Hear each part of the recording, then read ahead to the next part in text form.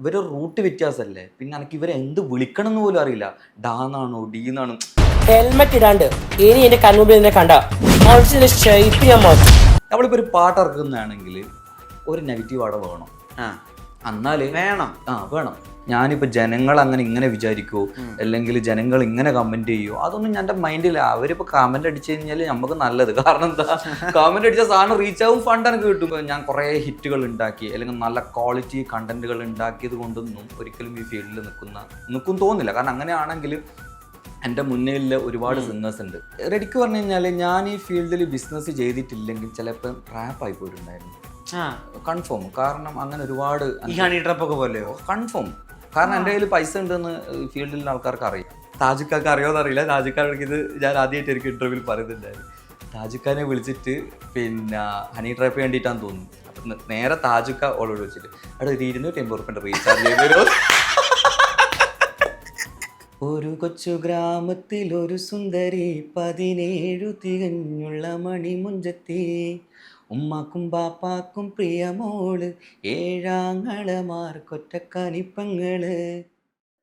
WhatsApp വഴി English പഠിക്കാൻ English cafe ഉള്ളപ്പോൾ ഇംഗ്ലീഷ് ഒരു വിഷയമേ അല്ല. English cafe presents you the perfect English. English cafe, we present you the perfect English. WhatsApp now 9633388575. Mappila പാട്ടുകൾക്ക് പുതിയൊരു രൂപവും ഭാവവും ഒക്കെ കൊടുത്ത തൻസീർ കൂത്തുപറമ്പാണ് ജോയിൻ ചെയ്യുന്നത്. നമസ്കാരം. നമസ്കാരം. ഈ കൂത്തുപറമ്പ് എന്നുള്ള പേര് കേൾക്കുമ്പോഴേ സാധാരണ ഒരു തെറ്റിദ്ധാരണകൾ ഒരുപാടുണ്ടല്ലോ. അടി ഇടി വെട്ട് ആയുധം സ്റ്റീൽ ബോംബ്, ഇതൊക്കെ എത്രമാത്രം യാഥാർത്ഥ്യമുണ്ട്? എങ്ങനെ ഈ അടി ഇടി വെട്ട് സ്റ്റീൽ ബോംബ് അങ്ങനെയൊക്കെയാണല്ലോ ഒരു പൊതുധാരണ. ഇതിൽ എത്രമാത്രം യാഥാർത്ഥ്യമുണ്ട്? യാഥാർത്ഥ്യം എന്ന് പറയുന്നത് കൂത്തുപറമ്പ് സത്യം പറഞ്ഞാൽ പച്ചപ്പാവാണ്. നമ്മളിപ്പോൾ എന്താ പറയണ്ടേ, കയറി ചൊറിഞ്ഞു കഴിഞ്ഞാൽ ചിലപ്പോൾ മാന്തൂന്നല്ല പറയുന്നില്ല, അതേപോലെ പ്രശ്നമാക്കി കഴിഞ്ഞ് കഴിഞ്ഞാൽ അത് ഓൾറെഡി കൂത്തുപറമ്പെന്നല്ല കേട്ടോ, കണ്ണൂരിൻ്റെ ഒരു ക്യാരക്ടറിനെ സ്നേഹിച്ചാൽ ഭയങ്കരമായിട്ട് സ്നേഹിക്കും. പക്ഷെ എന്തെങ്കിലും ഒരു ഫോൾട്ട് വന്നു കഴിഞ്ഞാൽ അങ്ങനത്തെ സംഭവമാണ്. പിന്നെ രാഷ്ട്രീയ ഇത് കൂടുതലില്ല ഏരിയയിൽ. കൂത്തുപറമ്പ് എന്നല്ല, കണ്ണൂർ മൊത്തം ടോട്ടലി രാഷ്ട്രീയം അതുകൊണ്ടാണ്. അല്ലാണ്ട് അത് ചിലപ്പോൾ ഒരു 100ൽ 1-2 ആൾക്കാർ ചിലപ്പോൾ എന്തെങ്കിലും പ്രശ്നങ്ങൾ ഉണ്ടാക്കി വെച്ചിട്ട് കൂത്തുപറമ്പ് മൊത്തമായിട്ട് വരില്ലല്ലോ. കൂത്തുപറമ്പ് സ്വതവേ ആൾപാവങ്ങളാണ്. ഇപ്പൊ ഈ ലാലേട്ടനൊക്കെ പറയുന്ന പോലെ ഈ സെലിബ്രിറ്റീസ് എപ്പോഴും പബ്ലിക്കിന്റെ കൂടെ ഒരു പ്രോപ്പർട്ടി ആണല്ലോ. അതുകൊണ്ട് ഇപ്പൊ നിങ്ങൾക്കിപ്പോ ഒരു രാഷ്ട്രീയ ചായവുണ്ടെന്ന് വിചാരിക്കുക, അല്ലെങ്കിൽ ഒരു രാഷ്ട്രീയം ഉണ്ടെന്ന് വിചാരിക്കുക, അതുകൊണ്ട് ഇപ്പൊ ആ രാഷ്ട്രീയം തുറന്നു പറയാൻ പറ്റാത്തൊരവസ്ഥയുണ്ടോ? ഞാൻ സത്യം പറഞ്ഞു കഴിഞ്ഞാൽ ഒരു പാർട്ടിക്കാരനായിരുന്നു. പാർട്ടിൻ്റെ പേര് പറയുന്നില്ല. പക്ഷെങ്കിൽ ഒരു സമയത്ത് ഞാൻ ഈ ഫീൽഡിൽ വന്നതിൻ്റെ ശേഷമാണ് എനിക്ക് റെഡിക്ക് പറഞ്ഞു കഴിഞ്ഞാൽ ബുദ്ധി വെച്ചതെന്ന് പറയാം. കാരണം ഞാൻ ചിന്തിച്ചു, ഞാൻ രാഷ്ട്രീയത്തിൽ പോയത് കൊണ്ട് എനിക്കൊന്നും എൻ്റെ വീട്ടുകാരും അവർ വന്നിട്ട് നോക്കില്ല, അല്ലെങ്കിൽ എനിക്കൊരു ബിസിനസ്സിലില്ല, എൻ്റെ ലൈഫ് മൊത്തം അവിടെ പോകും. ഞാൻ നല്ല പാർട്ടി പ്രവർത്തനമായിരുന്നു. പക്ഷെങ്കിൽ മനസ്സിലാ പാർട്ടി ഉണ്ട്, പക്ഷെങ്കിൽ എന്താ പറയുക, ലൈഫുമായിട്ട് ഞാനത് ചെയ്യില്ല. വോട്ട് ചെയ്യുക, അതേപോലെ ഇങ്ങനത്തെ പരിപാടി വോട്ട് അങ്ങനെ. പക്ഷെ ഞാൻ വോട്ടിൽ ഇപ്പം എത്രയാണ് 10 കൊല്ലം ചെയ്യാത്തത്. വേണ്ടെന്ന് വെച്ചിട്ടാണ്. കാരണം എന്താ വെച്ച് കഴിഞ്ഞാൽ അതിന് പോയി കഴിഞ്ഞാൽ വെറുതെ ടൈം നമുക്ക് പോകും, നമ്മുടെ ലൈഫില്ലാണ്ടാവും. കാരണം ഞാനെല്ലാം പറഞ്ഞു കഴിഞ്ഞാൽ 24 മണിക്കൂറിലും ഓരോരോ സമയവും ചിന്തിക്കുന്നതാണ്. അടുത്ത 10 കൊല്ലം കഴിഞ്ഞ് കഴിഞ്ഞാൽ എനിക്ക് ഇങ്ങനെ ചെയ്യണം അല്ലെങ്കിൽ അങ്ങനെ ചെയ്യണം എന്നില്ല ചിന്തിക്കുന്നത്. അപ്പം അങ്ങനത്തെ ഒരാൾ ഒരിക്കലും പാർട്ടിയിൽ പോയി കഴിഞ്ഞ് കഴിഞ്ഞാൽ ആ ടൈം വേസ്റ്റ് ആവും. കാരണം എൻ്റെ സുഹൃത്തുക്കൾ മൊത്തം പാർട്ടി മെമ്പേഴ്സും കാര്യങ്ങളായിരുന്നു. അപ്പം ഞാൻ പറഞ്ഞു, നിങ്ങൾക്ക് നിങ്ങളെ ജോബ് അതുപോലെ നിങ്ങളെ പണി കഴിഞ്ഞിട്ട് മാത്രമേ നിങ്ങൾ ഇതിൽ വർക്ക് ചെയ്യാൻ പാടുള്ളൂ. കാരണം അതിലൊന്നും ഫണ്ട് കിട്ടുന്ന പരിപാടി ഒന്നല്ല. സമയം വേസ്റ്റാണ്, വീട്ടുകാരെ ഭയങ്കര പ്രശ്നമാണ്. ഞാനൊരു സമയത്ത് പാർട്ടികളിലെല്ലാം ഇങ്ങനെ പ്രവർത്തിക്കുന്ന സമയത്ത് എൻ്റെ വീട്ടിൽ നിന്നെല്ലാം ഉമ്മയെല്ലാം ഒരുപാട് കോൾ ചെയ്യും. ഭയങ്കര ബേജാറാവും. കാരണം എന്താ വേണ്ട മോനേടിയില്ല, കാരണം ഫുൾ പ്രശ്നങ്ങളാണല്ലോ മൊത്തം. ആ സമയത്ത് ഭയങ്കര പ്രശ്നമാണ്. അപ്പോൾ ഈ പ്രശ്നം ഉണ്ടാക്കുന്ന ടീംസിൻ്റെ കൂടെയാണ് മൊത്തം ഒരുവിധം കുറച്ച് ക്രാക്ക് ടീംസിൻ്റെ കൂടെയായിരുന്നു എൻ്റെ എന്നോട് സ്റ്റാർട്ടിങ് സമയത്തല്ലേ. പക്ഷെ ഈ ഫീൽഡിൽ വന്നതിൻ്റെ ശേഷം എനിക്ക് മനസ്സിലായി നമ്മൾ ഒതുങ്ങണം, അല്ലെങ്കിൽ നമുക്ക് അത്ര സമാധാനപ്രിയനായിരുന്നില്ല. ഇല്ല, അന്ന് റെഡിക്ക് പറഞ്ഞു കഴിഞ്ഞാൽ ആകെ വീട്ടിൽ ഉമ്മാനെയും ഇതും മാത്രമേ പേടി ഉണ്ടായിട്ടുള്ളൂ. വേറെ ആരെയും പേടിയില്ല എന്ന് പറഞ്ഞു കഴിഞ്ഞാൽ എൻ്റെ ഒന്നാമത് ഞാൻ ചിലപ്പോൾ അന്നാക്കായിട്ട് എൻ്റെ ബാക്കിലുള്ള ടീംസ് കുറച്ച് ടെററായിരുന്നു, ഭയങ്കര ടെറർ. എൻ്റെ ഫ്രണ്ട്സ് റെഡിക്ക് പറഞ്ഞാൽ എന്നെ പറ്റിയിട്ട് അന്വേഷിച്ച് നോക്കിയാൽ എൻ്റെ ഫ്രണ്ട്സിൻ്റെ ഇപ്പോഴത്തെ എല്ലാ ആൾക്കാരും അന്വേഷിച്ച് നോക്കി ഞാൻ മനസ്സിലാവും.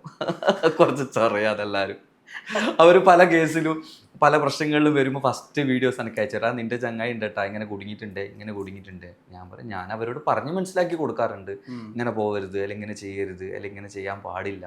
പക്ഷെങ്കിൽ നമുക്കൊരു ലിമിറ്റ് ഉണ്ടാവുമല്ലോ. ഇപ്പൊ യൂട്യൂബിൽ ഭയങ്കര സജീവമാണ്. യൂട്യൂബില് കുറെ കാലമായിട്ട് സജീവമാണ്. യൂട്യൂബിലൊക്കെ തുടക്കകാലം തൊട്ട് അതിന്റെ എല്ലാ സാധ്യതകളും ഉപയോഗിച്ചു.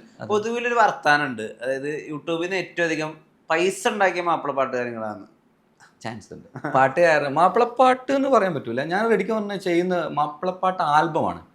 രണ്ട് മിക്സ്. മാപ്പിളപ്പാട്ട് ആൽബം, മാപ്പിളപ്പാട്ട് എന്നുള്ളൊരു കാറ്റഗറി ഒരു വേറെ തന്നെ ഒരു കാറ്റഗറിയാണ്. ഇത് രണ്ടും കൂടി മിക്സ് ചെയ്തിട്ടാണ് പൈസ ഉണ്ടാക്കിയത്.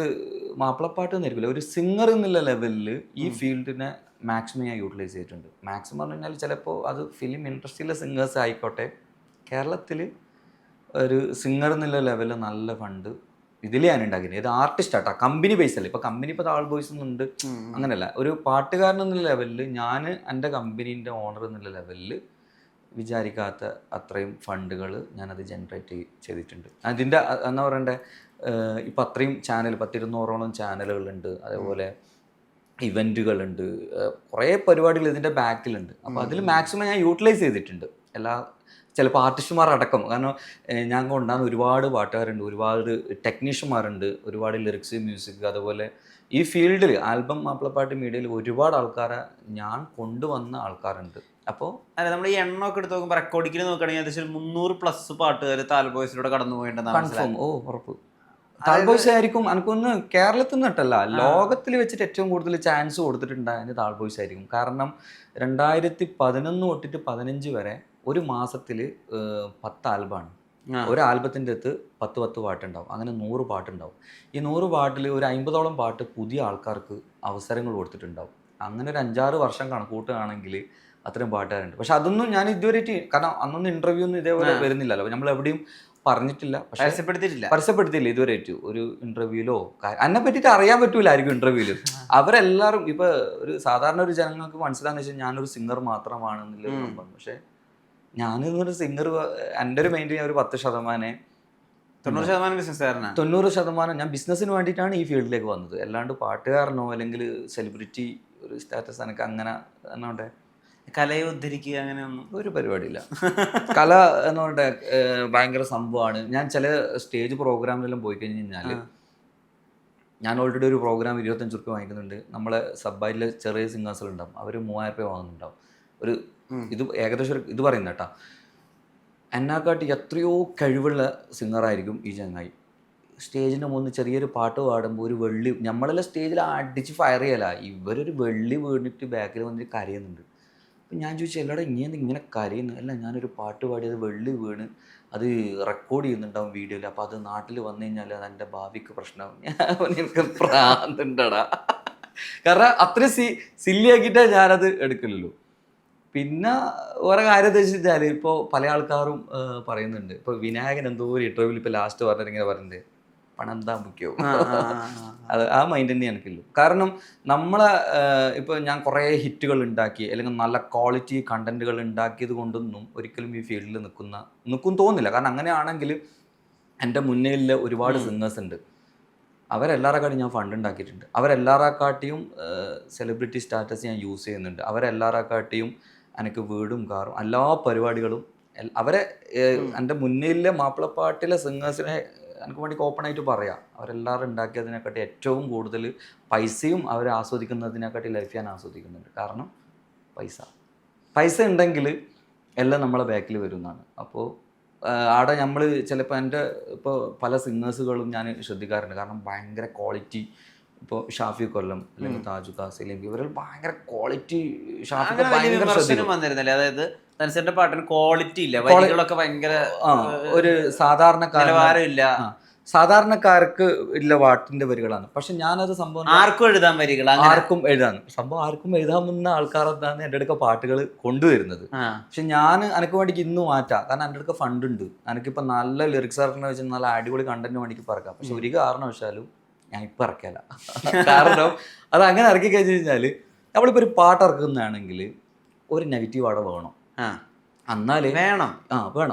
നിങ്ങളിപ്പോൾ ഒരു ഇന്റർവ്യൂ ചെയ്യുന്നതാണ്, ഇന്റർവ്യൂ ചെയ്ത് ഞാൻ സാധാരണ ഒരു സാധനം പറഞ്ഞതിന് ഒരു കണ്ടന്റ് എന്തെങ്കിലും ഞാൻ ഇട്ട് തന്നിട്ടുണ്ടെങ്കിൽ അത് ചിലപ്പോൾ യൂട്യൂബിൽ ട്രെൻഡിങ് ആവാൻ ചാൻസ് ഉണ്ട്, വ്യൂസ് കയറാൻ ചാൻസ് ഉണ്ട്. കാരണം നെഗറ്റീവ് വന്നിട്ട് ചിലപ്പോൾ അങ്ങോട്ടും ഇങ്ങോട്ടും പ്രശ്നം വരാൻ ചാൻസ് ഉണ്ട്.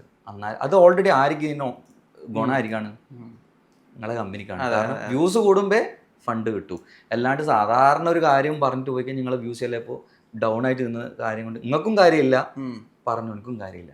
എന്നെ സംബന്ധിച്ച് ഞാൻ ആ മൈൻഡില്ല. അവിടെയാണ് ഞാൻ ഈ ചോദ്യം പ്ലേസ് ചെയ്യാൻ ഉദ്ദേശിച്ചത്. ഇപ്പം ഈ കല്യാണ കുഞ്ഞു പെണ്ണിന്റെ കല്യാണം എന്നുള്ള സീരീസ് എടുത്ത് നോക്കുകയാണെങ്കിൽ അതിലെ ആളുകളുടെ അഭിനയം ഒരു പൊടിക്ക് പ്ലസ്സാണ്.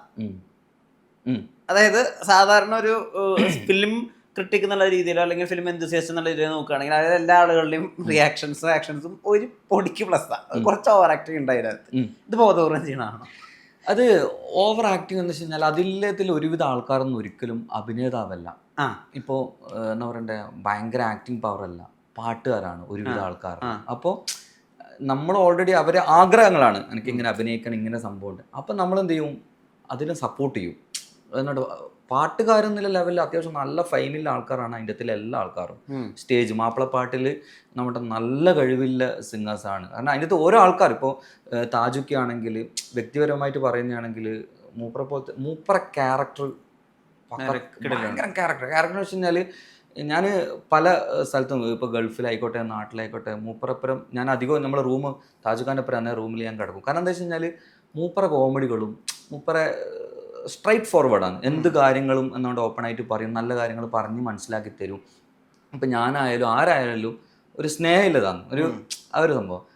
അപ്പോൾ അത് നമുക്ക് കൂട്ടിക്കാൻ നമുക്ക് കാര്യമാണ്. കാരണം വെച്ച് കഴിഞ്ഞാൽ മൂപ്പറടുത്ത് നമുക്ക് എന്തെങ്കിലും പഠിക്കാൻ പറ്റും. അതേപോലെ ഇങ്ങേപ്പുറം നോക്കുകയാണെങ്കിൽ ആദിൽ അത്തു അതിൻ്റെ അകത്തിലൊരു സിംഗറാണ്. മൂപ്പർ എന്ന് പറഞ്ഞു കഴിഞ്ഞാൽ സ്റ്റേജ് പെർഫോമൻസിൽ ഒരു പുലിയാണ് സത്യം പറഞ്ഞു കഴിഞ്ഞാൽ. മൂപ്പറ ഞാൻ ചിലപ്പോൾ എൻ്റെ സ്റ്റേജ് പ്രോഗ്രാമിൽ തന്നെ ചിലപ്പോൾ മൂപ്പറ ശൈലി വരും. പക്ഷെ ഞാനൊരു സമയത്തേക്ക് ചിന്തിക്കണം, ഇത്രയും നല്ലൊരു കഴിവുള്ളൊരു കലാകാരൻ എവിടെയും എത്താണ്ട് പോയത്. പട്ടുമാലും എല്ലാത്തിലും വരുന്നതാണെങ്കിൽ തന്നെ ഫേസ് കണ്ടു കഴിഞ്ഞാൽ മനസ്സിലാവില്ല. അത് പറയാൻ കാരണം വെച്ചാൽ നമ്മൾ ഈ ആൽബം സിംഗേഴ്സ് ഒരു പ്രോഗ്രാമിന് പോയി കഴിഞ്ഞ് കഴിഞ്ഞാൽ നമ്മൾ പെട്ടെന്ന് മനസ്സിലായി വന്നിട്ട് ഫോട്ടോ എടുത്തിട്ടെല്ലാം പോകും. പക്ഷെ ഇവരൊന്നും ചിലപ്പോൾ അങ്ങനെ എടുക്കൂല. പക്ഷെ നമ്മളെ കാട്ടിയും സ്റ്റേജെല്ലാം അടിച്ച് ഫയറാക്കുന്ന ഒരു സിംഗറാണ്. അന്ന് ഞാൻ വിചാരിച്ചു കുഞ്ഞുവാട കല്യാണത്തിൽ ചിലപ്പം ഇതൊരു ബ്രേക്ക് ആവാൻ ചാൻസ് ഉണ്ട്. കാരണം ഫേസ് ഏത് മുഖം പരിചയം എന്നുള്ള സംഭവം. അതേപോലെ നിസാംക്ക അതെന്ന് പറയുകയാണെങ്കിൽ പച്ചപ്പാവ. കാരണം നമ്മൾ നിസാംക്ക ഇങ്ങനെയാണ് ചെയ്യേണ്ടത്, ഇതാണ് സംഭവം, ചെയ്യാൻ പറ്റുമോ, ചെയ്യാം, ഇത് ചെയ്യാൻ പറ്റുമോ, ഒരു നോ ഇല്ല. എന്നുകൊണ്ട് അറിയില്ല അതിനെപ്പറ്റി ഫീൽഡിനെ പറ്റി. മൂപ്പറയും ഇതേപോലെ ആക്ടിങ്ങിൽ എന്നുകൊണ്ട് അഭിനയിച്ച് റിഹേഴ്സൽ ഷൂട്ടിങ്ങിൻ്റെ മുന്നേ റിഹേഴ്സൽ ചെയ്യിപ്പിച്ചിട്ട് എന്നുകൊണ്ട് അങ്ങനെയെല്ലാം കൊണ്ടുവന്നത്. പിന്നെ മൂപ്പറ വൈഫ്, പിന്നെ വൈഫാണ് മെഹറു. മൂപ്പർ എന്താ പറയണ്ടേ ഒരു എനർജിയാണ്. നിസാംക്കാക്ക് ഒരു എനർജിയാണ് മെഹറു. അപ്പോൾ മക്കളായിക്കോട്ടെ ഇവരെല്ലാവരും നമ്മൾ ഈ കുഞ്ഞോട് കല്യാണത്തിൻ്റെ അകത്താണ് അത്തുഖാൻ്റെ മക്കള് കുറേ ആൾക്കാരെ ഇങ്ങനെ കൊണ്ടുവന്നിട്ടുണ്ട് ഒരു സമയത്ത്. പിന്നെ അതിൽ വിസ്മയ എന്നുള്ളൊരു ക്യാരക്ടർ നമ്മളെ സ്റ്റേജ് പ്രോഗ്രാമിൽ പാട്ട് പാടുന്ന ഒരു കുട്ടിയായിരുന്നു. അങ്ങനെ ഒരു ടീമായിരുന്നു ഒരു സമയം. അത് മാപ്പിളപ്പാട്ടിൽ ഒരു സ്റ്റാർട്ടിങ് സമയത്ത് 10 വർഷമായിട്ടുണ്ടാവും.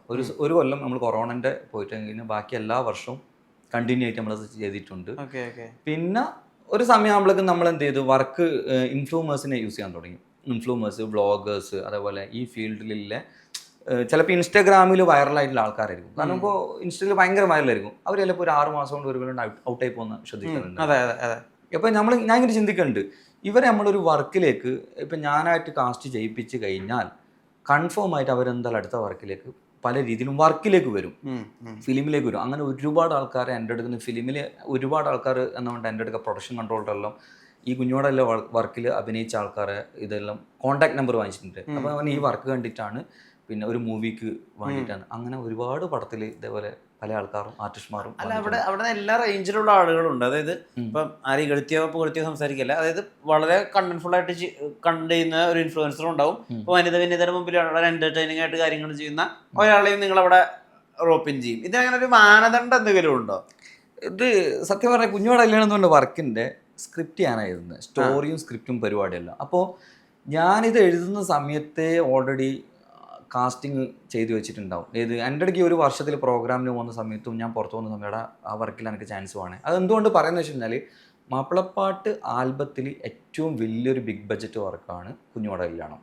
ഇത്രയും താരങ്ങൾ വെച്ചിട്ടൊന്നും ആരും ചെയ്യൂല എന്ന് പറയാൻ കാരണം എന്താ വെച്ച് കഴിഞ്ഞാൽ പ്രൊഡ്യൂസർ ആണെങ്കിൽ ഫണ്ടർക്ക് ആ ക്യാഷ് റിട്ടേൺ കിട്ടേണ്ടിക്ക് പണിയാണ്. നമുക്ക് പിന്നെ ഒരു ചാനലല്ല 100 ചാനലുള്ളതുകൊണ്ട് ഒരു മെയിൻ ചാനലിൽ ഒരു കണ്ടന്റ് ഇട്ട് കഴിഞ്ഞാൽ ആ കണ്ടന്റ് നമ്മൾ തിരിച്ചും മറിച്ചും അങ്ങനെ ഇട്ടിട്ട് എങ്ങനെ പോയി കഴിഞ്ഞാൽ അതിൻ്റെ മുതലും ലാഭവും എല്ലാം നമ്മളത് ഒരു സമയമാകുമ്പോഴേക്ക് നമ്മളത് പിടിച്ചെടുക്കും. ആ ഒരു ഇത് നമുക്കൊരു ഐഡിയ ഉണ്ട് അതിൻ്റെ ബിസിനസ്സിൻ്റെ. ബാക്കിയുള്ള പ്രൊഡക്ഷൻ കമ്പനിക്കൊന്നും ഒരു ചാനലേ അവർ കണ്ടന്റ് റിലീസ് ചെയ്യും. അത് ഫണ്ട് ഉണ്ടാക്കാൻ കുറച്ച് പണിയാണ്. അപ്പോൾ അതുകൊണ്ട് എന്ത് ചെയ്യും, ഇവരാരും ഇതിൽ പ്രൊഡക്ഷനിലേക്ക് ഇറങ്ങൂല. ഈ ഒരു ഇങ്ങനെ ഇത്രയും വലിയൊരു പ്രൊജക്റ്റ് ആണ്. അതുകൊണ്ട് എനിക്കിത് അറിയുന്നത് കൊണ്ട് ഞാൻ എന്ത് ചെയ്യും, അതിന് കണക്കായിട്ട് നല്ല വൃത്തിക്ക് ഫണ്ട് പൊട്ടിക്കുകയും ചെയ്യും. ആ രീതിയിൽ ഇൻഫ്ലുവൻസിനെ എല്ലാ ആൾക്കാരും യൂസ് ചെയ്ത് അത് ചിലപ്പോൾ പ്ലസും നെഗറ്റീവും കമന്റ് എല്ലാം അത് ഓൾറെഡി പ്ലാൻഡ് ആണ്. ആദ്യം ഞാൻ മൈൻഡിൽ ചിലപ്പോൾ എഴുതിയിട്ട് സ്ക്രിപ്റ്റ് എഴുതുന്ന ചിലപ്പോൾ ഡയലോഗ്സിൽ എന്തെങ്കിലും പ്രശ്നങ്ങൾ ഉണ്ടാക്കി വെക്കുവാടാ. അത് മറ്റേ കഥ ഏത് മനഃപൂർവ്വം ഓൾറെഡി എന്നുണ്ട് ഈ ഒരു ഡയലോഗ് ഇങ്ങനെ വന്നു കഴിഞ്ഞാൽ ചിലപ്പോൾ ആൾക്കാർ ഇങ്ങനെ നെഗറ്റീവ് പറയാൻ ചാൻസ് ഉണ്ട്. അപ്പോൾ അതേ ഞാൻ എന്ത് ചെയ്തിട്ട് വെച്ച് കഴിഞ്ഞാൽ വർക്ക് ഇറങ്ങുമ്പോൾ തരും. പക്ഷെ അത് ബുദ്ധിക്ക് ആലോചിച്ച് കഴിഞ്ഞ് കഴിഞ്ഞാൽ ഇപ്പം ഇപ്രാവശ്യത്തെ കുഞ്ഞുവാട കല്യാണം 9ാം ഭാഗം റിലീസായി. 60 ആർട്ടിസ്റ്റ്മാർ അതിൻ്റെ ഇത് വന്നിട്ടുണ്ട്. ഇതിൽ ജാസി ആഷി അതെ അതേപോലെ തന്നെ കുറേ ആൾക്കാർ അതിൻ്റെ അത് വന്നു. ഈ ജാസി ആഷി ഇടുന്നതിൻ്റെ മുന്നേ എനിക്ക് ഉറപ്പായിരുന്നു ഇവർ ഇതുവരെയായിട്ട് ഒരു വർക്കിലും വന്നിട്ടില്ല. അവർ വർക്കിൽ വന്നു കഴിഞ്ഞാൽ കൺഫേം ആയിട്ട് വർക്ക് കാണൂല, കാണാണ്ട് തന്നെ ഇവരെ നെഗറ്റീവ് അടിക്കും. ഇവരെ അഭിനയം അവർ ശ്രദ്ധിക്കൂല. അതിനായിട്ട് കുറച്ച് കമൻറ്റുകൾ ഉണ്ടത് ശ്രദ്ധിക്കൂല. അപ്പോൾ ഞാൻ ചിന്തിച്ച് അവരെ നമുക്ക് യൂസ് ചെയ്യാം. ജാസിനെ കണക്ട് ചെയ്ത് അപ്പോൾ ആഷിയായിട്ട് കണക്റ്റായി നേരെ എന്ത് ചെയ്ത് വർക്കിൻ്റെ കാര്യങ്ങളെല്ലാം പറഞ്ഞ് നമ്മൾ 2 വർക്ക് ചെയ്തിട്ടുണ്ട്. കുഞ്ഞുകൂടെ എല്ലാം ഉണ്ട്. ഇനിയിപ്പോൾ ഒരു വരാൻ പോകുന്നൊരു വർക്കും ഉണ്ട്. സംസാരിച്ചു കഴിഞ്ഞു ഉണ്ടല്ലേ ഒരു വർക്കുണ്ട്, ഇനി വർക്ക് വരുന്നുണ്ട്, അത് കാര്യമായ വർക്കാണ്. അപ്പോൾ അത് പ്ലാൻ ചെയ്ത് ജാസിൻ്റെ അടുത്ത്. പക്ഷെ ഞാൻ ആദ്യം വിചാരിച്ചത് ജാസിയും ആഷിയും ഭയങ്കര അഹങ്കാരികളാണ്, ഭയങ്കര പ്രശ്നക്കാരാന്ന്. സത്യം പറഞ്ഞാൽ എനിക്ക് പേടിയുണ്ടായിരുന്നു. കാരണം ഇവര് റൂട്ട് വ്യത്യാസമല്ലേ, പിന്നെ എനിക്ക് ഇവരെ എന്ത് വിളിക്കണം എന്ന് പോലും അറിയില്ല. ഡാന്നാണോ ഡീന്നാണോ. ഞാൻ ഷൂട്ടിങ്ങിന് അന്നാണ് ആദ്യമായിട്ട് കാണുന്നത് ഫസ്റ്റ്. അപ്പോൾ ആഷി പറയുന്നത് വെച്ച് കഴിഞ്ഞാൽ ഒരു 8 വർഷം മുന്നേ എൻ്റെ ഒപ്പം ആൽബത്തിൽ അഭിനയിക്കാൻ വേണ്ടിയിട്ട് ആഷി വന്നിട്ടുണ്ട്. ഏത് ആൽബം മനസ്സിലാകുന്നില്ല. അപ്പോൾ മനസ്സിലായി ആൽബത്തിനോട് ഭയങ്കര ഇഷ്ടമുള്ള ആൾക്കാരാണെന്ന് മനസ്സിലായി. പിന്നെ ജാസിയായിട്ട് സംസാരിച്ച് തുടങ്ങി. സത്യം പറഞ്ഞാൽ പേടിച്ചിട്ടാണ് ഞാൻ ജാസിൻ്റെ ഇടയിൽ ആദ്യം സംസാരിക്കുന്നത്. സത്യം പറയാലോ അവരെ പോലത്തെ കൂൾ മനുഷ്യന്മാരില്ല. അത്രയും പാവം എന്ന് പറഞ്ഞു കഴിഞ്ഞാൽ 0 ആണ് ജാസി. സംസാരിക്കാൻ ഭയങ്കര ആഷിയായിക്കോട്ടെ. 2 ആൾക്കാരും ഇപ്പോൾ പല ആൾക്കാരും വന്നിട്ട് പൈസക്ക് വേണ്ടിയിട്ടാണ് അവർ ചെയ്യുന്നത്. ആഷിക്കെല്ലാം അത്യാവശ്യം നല്ല ബിസിനസ് കൊണ്ട് ഓനെല്ലാം നല്ല ഫണ്ട് ഉണ്ടാക്കുന്നൊരു ചങ്ങായിയാണ്. ഇതിൻ്റെ ആവശ്യമില്ല. പക്ഷേങ്കിൽ ജാസിൻ്റെ കൂടെ നിൽക്കുക എന്നുള്ളൊരു മൈൻഡ് തന്നെയാണെന്നില്ല. അതല്ലാണ്ട് കമൻറ്റ് കണ്ടിട്ട് ഒരാളെ നമ്മൾ വിലയിരുത്താൻ പാടില്ല. ഞാനത് അന്നത്തോടെ എനിക്ക് മനസ്സിലായി. നമ്മളൊരു പേടിച്ചിട്ടല്ലാന്ന് ഞാൻ അവിടെ പോയി എന്തായിരിക്കും ഇവർ. ജാസിൻ്റെ അടുത്ത് സംസാരിച്ച് നോക്കുമ്പോൾ ഭയങ്കര കൂള്, ഭയങ്കരം എന്ന് പറഞ്ഞു കഴിഞ്ഞാൽ അത്രയും. നമ്മളവിടെ ഷൂട്ട് ഓൾറെഡി അവരെ ഫ്ലാറ്റിൻ്റെ ഏരിയയിലായിരുന്നു ഷൂട്ട് ചെയ്തത്. നല്ല നമ്മളെ ട്രീറ്റ് ചെയ്ത് ഞാനിട്ടിങ്ങനെ വരുന്ന വീക്ക് കാറിൽ ഇങ്ങനെ യൂട്യൂബിൽ തന്നെ അവർ ഓൾറെഡി യൂട്യൂബ് ചാനലുണ്ട്. ഇപ്പം അത്യാവശ്യം എത്രയോ നല്ല സബ്ബും ഉണ്ട്, വാച്ച് ടൈമും എല്ലാം ഫില്ലായ ചാനലാണ്. പൈസ കിട്ടുന്നത് എങ്ങനെയാണെന്ന് അറിയില്ല. ലക്ഷക്കണക്കിന് വ്യൂസ് ഉണ്ട്. ഞാനിട്ട് ചാനൽ എടുത്ത് ചെക്ക് ചെയ്ത് നോക്കുമ്പോൾ എന്തെല്ലോ അങ്ങോട്ടും ഇങ്ങോട്ടെല്ലാം പ്രശ്നം. ഞാൻ പറഞ്ഞു എല്ലാ ജാസി അപ്പോൾ ഇതിൽ ഓൾറെഡി ഇപ്പം എന്തായാലും ഒരു 5-6 ലക്ഷം റുപ്യ വന്നിട്ടുണ്ടാവും. അപ്പോൾ പറഞ്ഞാൽ 5-6 ലക്ഷം റുപ്യയെല്ലാം വരുമോ? കാരണം വെച്ച് കഴിഞ്ഞാൽ അത്രയും റവന്യൂ ഓൾറെഡി വരേണ്ട കണ്ടന്റുകൾ ഉണ്ടായിട്ട് വ്യൂസ് ഉണ്ട്. ഞാൻ പെട്ടെന്ന് മോണിറ്റേഷൻ ആക്കണം, എന്നാൽ നിങ്ങൾക്ക് ഫണ്ട് കിട്ടും. കാരണം അതുപോലും അറിയില്ല. അവരെ വിചാരം ഇത് പൈസ കിട്ടണമെങ്കിൽ കുറേ സബ്ബ് വേണം, അതിനെ പറ്റിയൊന്നും അറിയില്ല. ടെക്നിക്കൽ ടേംസിൽ പിന്നെ പൈസനോട് അങ്ങനെ അത്യാഗ്രഹം ഇല്ല ആൾക്കാരൊന്നും എല്ലാം തോന്നും. കാരണം എന്താ വെച്ച് കഴിഞ്ഞാൽ അങ്ങനെയാണ് ഇപ്പോൾ യൂട്യൂബിൽ ഒരാൾ 1000 സബ്ബും 4000 വാച്ച് ടൈമായി അപ്പോഴും മോണിറ്റേഷൻ ഓണാക്കാൻ നോക്കും. ഞാൻ ഇപ്പോൾ ഒരു 1 വീക്കിൻ്റെ ഇടയ്ക്ക് ഞാൻ അങ്ങോട്ട് പറഞ്ഞു ജാസി ഒന്ന് ആ ചാനൽ പോയിട്ട് ഒന്ന് ശരിയാക്കി കിട്ടാം, കാരണം നിങ്ങൾക്ക് ഫണ്ട് കിട്ടുന്നതല്ലേ. ആഷിനെ കണക്ട് ചെയ്ത് കൊടുത്ത് ഇപ്പോൾ ആകില്ല കേട്ടോ. ഇപ്പോൾ ഈ ഒരാഴ്ച ആകുമെന്ന് പറയുന്നുണ്ട്. അവരെ തിരക്കുകൊണ്ടായിരിക്കാം. ഇപ്പൊ തൻസീടെ ഒരു ഓഡിയൻസ് എന്ന് പറയുന്നത് വളരെ കൺവെൻഷണൽ ആയിട്ട് മലബാർ ഏരിയയിലുള്ള ആളുകളാണ്. ഇസ്ലാം മതത്തെ അത്രയും ഹൃദയത്തോട് ചേർത്ത് വയ്ക്കുന്ന ആളുകളാണ്. അവരുടെ അടുത്തൊരു വേറെ ഒരു വിരുദ്ധ അഭിപ്രായം അല്ലെങ്കിൽ വിയോജിപ്പ് ഉണ്ടാവാം. ഇങ്ങനെയുള്ള അവരെയും കൂടി ഇപ്പോൾ ജാസിനെ ആഷിനെയും കാസ്റ്റിൽ ഉൾപ്പെടുത്തിയാൽ എന്തായാലും വിമർശനം ഉണ്ടാവാം, അല്ലെങ്കിൽ അവർക്കെതിരെയുള്ള ചീത്തവിളികൾ പ്രതീക്ഷയിലുണ്ട്. എന്നിട്ട് പിന്നെ അവർ ഉൾപ്പെടുത്തുമ്പോൾ മറ്റേ ഓഡിയൻസിന് ഹേർട്ട് ആവോ, അങ്ങനെ ചിന്തകളുണ്ടോ? ഞാൻ ഒരു കാരണവശാലും എന്നാ പറയണ്ടേ അങ്ങനെ ചിന്തിച്ചിട്ട് ഒരിക്കലും ഞാൻ വർക്ക് ചെയ്യുന്നില്ല. ഞാൻ പറഞ്ഞല്ലോ ഞാൻ എന്നുള്ള ഒരു ആർട്ടിസ്റ്റ് എന്നുള്ള ലെവലിൽ ഞാൻ ചിന്തിക്കില്ല, പക്ക ബിസിനസ്സായിട്ടേ ചിന്തിക്കുള്ളൂ.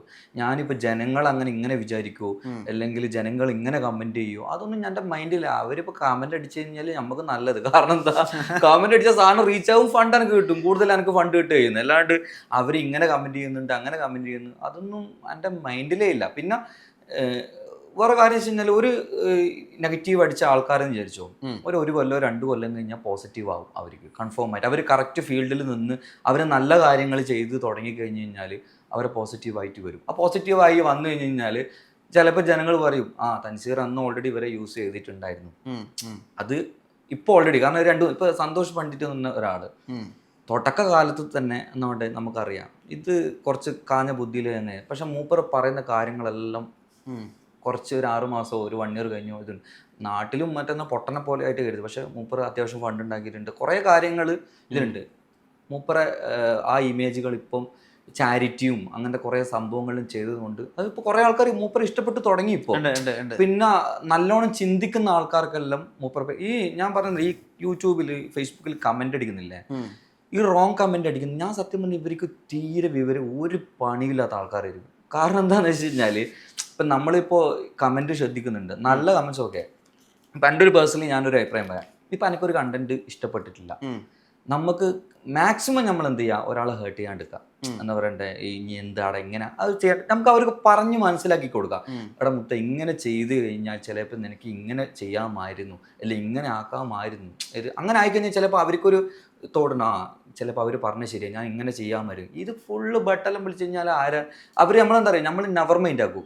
ഒരു സമയം കഴിഞ്ഞ് കഴിഞ്ഞാൽ ഈ ജാസിൻ്റെ കേസിൻ്റെ പറഞ്ഞത് കേട്ടാ, ഞാൻ എൻ്റെ ഇൻസ്റ്റാഗ്രാമിൻ്റെ അകത്ത് കൊളാബ്, അപ്പോൾ അവരത്ര 5-6 റീലെല്ലാം എടുത്തിട്ടുണ്ടായിരുന്നു പ്രൊമോഷനായിട്ട്. ഈ പോലീസ് യൂണിഫോം ഇനിയുണ്ട്, കുറേ സാധനങ്ങൾ വരാൻ കിടക്കുന്നുണ്ട്. ഞാനിത് ഇട്ട് എൻ്റെ ഇൻസ്റ്റയിൽ ആദ്യമായിട്ട് ഇത്രയും വെട്ട് വെക്കുന്നത്, ഇട്ടിട്ട് ഓൺ ദ സ്പോട്ട് മരണത്തെറി. ഞാൻ എന്നെ ഷോക്കായി പോയി, കാരണം ഇങ്ങനെ തെറി വിളിക്കുന്ന ആദ്യമായിട്ടാ. തൻസീർ എനിക്ക് വേറെ പണിയില്ല, ഞാനിങ്ങനെ അപ്പോഴും ഞാൻ കമൻറ്റ് ഡിസേബിൾ ആക്കി, കമൻറ്റ് ബോക്സ് ഓഫാക്കി ഇട്ടാൻ പാടും ജാസിൻ്റെ ബോഡി വിളിക്കുന്നു. ഞാൻ പറഞ്ഞു ഞാനെന്താ വിചാരിച്ചറിയുവാ, ഇവർ ഇത്രയും വെട്ട് കണ്ടാലോ വെറുതെ എൻ്റെ പേജിലും കൂടി കൊളാപ്പെട്ടിരിക്കും. ജാസ് പറഞ്ഞു വേഗം കമൻറ്റ് ഓണാക്കി, നെഗറ്റീവ് വന്നാലേ വർക്കിറ്റാവൂ ജാസ് വിളിച്ചിട്ട് പറയുന്നത്. അപ്പം ഞാൻ ചോദിച്ചില്ല, അപ്പം ഞാൻ എനിക്കപ്പോൾ ഹേർട്ട്, എന്ത് കേട്ട്, ഞാൻ കമൻറ്റും കൂടി വായിക്കലത്തില്ല, ആരൊക്കെ ഓൾറെഡി ചെയ്തില്ലേ. അപ്പം നമ്മളതേ മെൻറ്റാലിറ്റിനെ അവർ ചിന്തിക്കുന്നതും. അപ്പോൾ ഞാൻ നേരെ എന്ത് ചെയ്ത് കമൻറ്റ് ഡിസേബിൾ ഓണാക്കി, തെറി വിളിക്കുന്ന ആളെല്ലാം ഞാൻ ഞാൻ ഇങ്ങനെ നോക്കിയിട്ടാ സംഭവങ്ങളിലും. അപ്പോൾ ഇങ്ങനെ ശ്രദ്ധിച്ച്, ഇത് ഒരേ ടീംസിന് PR വർക്ക് പോലെയാണ്, മൊത്തം കമൻറ്റ് വരുന്ന എല്ലാവരും സെയിമാണ്. അവരുടെ ഫ്രസ്ട്രേഷൻ ചിലപ്പോൾ ഗൾഫിലും ഇതെല്ലാം വെറുതെ പണിയെല്ലാം എടുത്തിട്ട് വെറുതെ ഇരിക്കുന്ന സമയം ഉണ്ടാവില്ല, അവർ ഫ്രസ്ട്രേഷൻ തീർക്കലാണ് ഈ കമൻറ്റ് അടിക്കൽ. അല്ല, ഈ കുറച്ച് പ്രോഗ്രസീവായിട്ട് ചിന്തിക്കേണ്ടതും കൂടി ഇല്ലേ? അതായത് ജാസിയെ പോലെ ആഷിഫ് പോലുള്ള മനുഷ്യരും കൂടി നമ്മൾ ഉൾപ്പെടുത്തണമല്ലോ, നമ്മളോട് ചേർത്ത് നിർത്തണമല്ലോ. കറക്റ്റ്. അങ്ങനത്തെ ഒരു ചിന്ത പോയിട്ടുണ്ടായിരുന്നോ? പിന്നെ ഉറപ്പല്ലേ, കാരണം എന്താ വെച്ച് കഴിഞ്ഞാൽ ഇപ്പോൾ എന്താ പറയണ്ടേ, അതിൽ തന്നെ ഒരു ക്യാരക്ടർ ചെയ്ത മെഹനാസ് ഒരു അതിൽ ഭയങ്കര കമൻറ്റുകൾ, ഭയങ്കര ഞാൻ എന്താ വെള്ളപൂശി എന്നെല്ലാം പറഞ്ഞിട്ട് ഭയങ്കര കമൻറ്റ് വരുന്നുണ്ട്. സത്യം പറഞ്ഞു കഴിഞ്ഞാൽ സ്ക്രിപ്റ്റ് എഴുതുന്ന സമയത്ത് ഈ മെഹനാസ് എന്ന് പറഞ്ഞ ഒരാൾ നമ്മൾ ഈ വർക്കിൻ്റെ കുഞ്ഞുവാട കല്യാണം എന്ന് പറഞ്ഞ വർക്കിൻ്റെ അടുത്ത് തുടക്കം മുതലേ ഇല്ല ആളാണ്. ഓക്കെ. അപ്പോൾ ഈ ജനങ്ങൾ ചിലപ്പോൾ ഈ ഒരു വർക്കായിരിക്കും ചിലപ്പം പെട്ടെന്ന് കാണുന്നുണ്ടായിരുന്നു. അപ്പം പെട്ടെന്ന് കാണുമ്പോൾ വിചാരിച്ചു കഴിഞ്ഞാൽ ഞാനിത് വെള്ളപൂശിയാണ്. സംഭവം വെള്ളപൂശിയതല്ല, ഞാൻ ഓൾറെഡി ഒരു കഥ എഴുതുന്ന പോലെ, അല്ലെങ്കിൽ ഓനെ പ്രൊമോട്ട് ചെയ്യാൻ വേണ്ടിയിട്ടുള്ള സംഭവം എന്നല്ല. ഓനൊരു ആർട്ടിസ്റ്റാണ്, മെഹനാസ് ഒരു ആർട്ടിസ്റ്റാണ്. അവരുടെ റിയൽ ലൈഫിൽ എന്തോ സംഭവം ഒന്നും നമ്മൾ നോക്കുന്നില്ല. ഒരു സ്റ്റോറി എഴുതുന്ന സമയത്ത് ആരെയും, ഇപ്പൊ ജാസിന്റെ ആയിക്കോട്ടെ, റിയൽ ലൈഫാണ് നിങ്ങൾ ആ പോലീസിന്റെ അടുത്ത് കണ്ടത്? അല്ല, ഒരിക്കലും അല്ല. കാരണം അങ്ങനെ താടിയുള്ള സംഭവം ഒന്നും വരില്ല. പിന്നെ അത് മാത്രമല്ല, അവർ ഓൾറെഡി ഇൻസ്റ്റാഗ്രാം റീൽ ചെയ്യുന്ന പരിപാടിയല്ല സംഭവം. പോലീസിന് ജാസി ആദ്യം ഓൾറെഡി സമ്മതിച്ചിട്ടില്ലായിരുന്നു. ഞാൻ പിന്നെ പോലീസ് വേഷമാണ് അതിൻ്റെ ക്യാരക്ടർ എഴുതിയിട്ടുള്ളത്. അപ്പോൾ അവനടാ എനിക്കത് ആവുമോ, പ്രോബ്ലം ആവൂലേ, പോലീസ് വേഷം എനിക്ക് ചേരൂലാലോ അങ്ങനെ. ഞാൻ പറഞ്ഞ് ഒരു ചേഞ്ച് വേണം, എന്നാലേ കാര്യം ഉണ്ടാവും. പിന്നെ ട്രോൾ എന്തായാലും കൺഫേം ആയിട്ട് വരും. ട്രോളർമാർക്ക് നമ്മൾ ഇട്ട് കൊടുക്കലാണ് സംഭവം. പോലീസ് വേഷം വന്നതിന് ഒന്നും കൂടി സംഭവം റീച്ച് ആവും. അപ്പോൾ ഓക്കെ, അപ്പോൾ അവർ സംഭവം സംസാരിച്ച് അപ്പോൾ ഓക്കെ എന്ന് പറഞ്ഞാൽ അങ്ങനെയാണ് ആ വർക്കിലേക്ക് ഇവർ ഇൻക്ലൂഡ് ചെയ്യുന്നത്. അപ്പോൾ ഈ കമൻസും കാര്യങ്ങളിലും വന്നു കഴിഞ്ഞ് കഴിഞ്ഞാൽ നമുക്ക് വർക്കിന് ബൂസ്റ്റപ്പേ വരും. ഒരിക്കലും അന്നോട് ആ വർക്ക് അവിടെ ഫ്ലോപ്പ് ആവില്ല. അത് കമൻ്റ് അടിക്കുന്ന ആൾക്കാർ ശ്രദ്ധിക്കേണ്ടതെന്ന് വെച്ച് കഴിഞ്ഞാൽ എത്രത്തോളം നിങ്ങൾ കമൻറ്റ് റോങ് അടിക്കുന്നു അത്രത്തോളം അതിന് റീച്ച് വരും, അത് സാധനം കയറിപ്പോവും. ഈ താജുദ്ദീൻ വടകരയായിട്ടുള്ള അസോസിയേഷൻ തുടങ്ങിയിട്ട് കുറച്ചായി. അദ്ദേഹത്തിന് കുറച്ചും കൂടി ഒരു നല്ല വേ ഓഫ് ലൈഫ് ഉണ്ടായത്, കുറച്ചുകൂടി പണമൊക്കെ ഉള്ള ഒരു ജീവിതമാർഗം ഉണ്ടായത് തൻസിയുടെ കൂടെ ജോയിൻ ചെയ്തപ്പോൾ തൊട്ടാണെന്ന് അറിഞ്ഞിട്ടുണ്ട്. അതിൽ എത്രമാത്രം സത്യം? അല്ല, താജുക്ക എന്ന് പറഞ്ഞത് ഒന്നാമത് കൽബാണ് ഫാത്തിമ ആ ഒരു സമയത്ത് തന്നെ മൂപ്പർ അതൊരു ദേശീയഗാനം പോലെയായിരുന്നു. അതെ, ഒരു സമയത്ത് ട്രെൻഡിങ് ആയിട്ട് മൊത്തമായിട്ട് നിൽക്കുന്നത്. മൂപ്പർക്ക് അതിൻ്റെ മുകളിലൊരു ഹിറ്റൊന്നും ആവശ്യമില്ല. എവിടെ കണ്ടു കഴിഞ്ഞാലും താജുദ്ദീൻ വടകര. അപ്പോൾ ഫണ്ട് ഉണ്ടാക്കിയെന്ന് പറഞ്ഞു കഴിഞ്ഞാൽ എൻ്റെ കൂടെ വന്നത് കൊണ്ട് മൂപ്പർക്ക് ഉപകാരങ്ങളെ ഉണ്ടായിട്ടുണ്ടാവും താജുക്ക. പിന്നെ മൂപ്പർ എന്ന് പറയണ്ടേ, സത്യം പറഞ്ഞു കഴിഞ്ഞാൽ നമ്മളൊരു ഏട്ടനും അനിയനും ബന്ധം പോലെ ഈ ഫീൽഡിൽ. സത്യം പറഞ്ഞു കഴിഞ്ഞാൽ എൻ്റെ കല്യാണത്തിന് പോലും, എൻ്റെ കല്യാണം ഒരു 6-7 ദിവസത്തെ കല്യാണമായിരുന്നു. ഈ കൊറോണ സമയത്ത് ഒരുവിധ ആൾക്കാരെല്ലാം വന്ന കല്യാണം. പക്ഷെങ്കിൽ എൻ്റെ നിക്കാഹിൻ്റെ സഭയിൽ ഈ ഫീൽഡിൽ നിന്ന് ഞാൻ ഒരൊറ്റ ഒരാളെ വിളിച്ചിട്ടുള്ളൂ, ഒരൊറ്റ ഒരാളാണ്. കാരണം അത്രയും അതിൻ്റെ പിറ്റേ ദിവസമെല്ലാം അത്രയോ ആർട്ടിസ്റ്റുമാരെല്ലാം വന്നു പോയിട്ടുണ്ട്. എല്ലാം മാപ്പിളപ്പാട്ടിൽ ഒരുവിധ ആൾക്കാരെല്ലാം വന്നിട്ടുണ്ട്. പക്ഷെങ്കിൽ എൻ്റെ നിക്കാഹിന് ഒരൊറ്റ സെലിബ്രിറ്റി എന്ന് പറഞ്ഞു കഴിഞ്ഞാൽ ഞാൻ സെലിബ്രിറ്റി ആയിട്ടല്ല മൂപ്പറെ വിളിക്കുന്നത്. നമ്മളൊരു ഇതുണ്ട്, താജുക്കും ഞാനുമായിട്ടുള്ളൊരു ബന്ധമുണ്ട്. അതെങ്ങനെ പറഞ്ഞു മനസ്സിലാക്കി തരണമെന്ന് എനിക്കറിയില്ല. ചിലപ്പോൾ താജ് ഖാൻ്റെ ഏട്ടനായിരിക്കും ഞാൻ, ചിലപ്പോൾ അതുകൊണ്ട് അങ്ങോട്ടും ഇങ്ങോട്ടും നമ്മളൊരു സംസാരത്തിലായിക്കോട്ടെ പല കാര്യങ്ങളും നമ്മൾ ഡിസ്കസ് ചെയ്യലുണ്ട്. ഇപ്പോൾ ഞാൻ മൂപ്പരോട് തന്നെ പറയുന്നുണ്ട്, താജ് ഖാൻ ഇങ്ങനെ ചെയ്യാൻ പാടില്ലേ, ഇങ്ങനെ ചെയ്യാൻ. എന്നോട് അതേപോലെ തന്നെ താജ് ഖാൻ എന്നോട് പറയുന്നുണ്ട്, തൻസി ഇതിങ്ങനെ ചെയ്യാൻ പാടില്ലേ, ഇങ്ങനെ മോശമാണ് ഈ ഫീൽഡിനെ കുറിച്ചിട്ടും അങ്ങനെ കുറേ കാര്യങ്ങൾ താജ് ഖാൻ പറയാറ്. അദ്ദേഹം ഒരുപാട് പറ്റിക്കലിൽ നിന്നൊക്കെ രക്ഷപ്പെട്ടത് ശരിക്കും നിങ്ങളോട് ജോയിൻ ചെയ്തപ്പോഴാണ്. അത് പറയാൻ പറ്റും. കാരണം മൂപ്പർക്ക് ഒരുപാട് ഫണ്ടുകൾ കൊടുക്കാണ്ടിട്ടുള്ള കഥകൾ എനിക്ക് പറയാറുണ്ട്. ആ പാട്ട് പാടിയിട്ടും അഭിനയിച്ചിട്ടൊന്നും മൂപ്പറെ വാല്യൂ അനുസരിച്ചിട്ടൊരു ഫണ്ടൊന്നും മൂപ്പർക്ക് കൊടുക്കാത്തത് ഇപ്പം അല്ല, കുറേ മുന്നേ എൻ്റെ അടുക്ക പറയുന്നുണ്ടായിരുന്നു. പക്ഷേ നമ്മളെ കൂടെ വന്നു കഴിഞ്ഞാൽ എല്ലാ ആൾക്കാർക്കും ഫണ്ട് കറക്റ്റായിട്ട് നമ്മൾ ഫസ്റ്റ് ഞാൻ ആദ്യം പറയും, ഞാൻ താജുക്ക എന്നല്ല ഏതൊരു ആർട്ടിസ്റ്റിൻ്റെ അടുക്ക ആയാലും ഞാനത് വർക്ക് കഴിഞ്ഞിട്ട് പൈസ എല്ലാം കൊടുക്കാൻ ഞാൻ വർക്കിൻ്റെ മുന്നേ പറയും, താജുക്ക ഇതാണ് ഫണ്ട്, നിങ്ങൾക്ക് ചെയ്യാൻ പറ്റുമോ.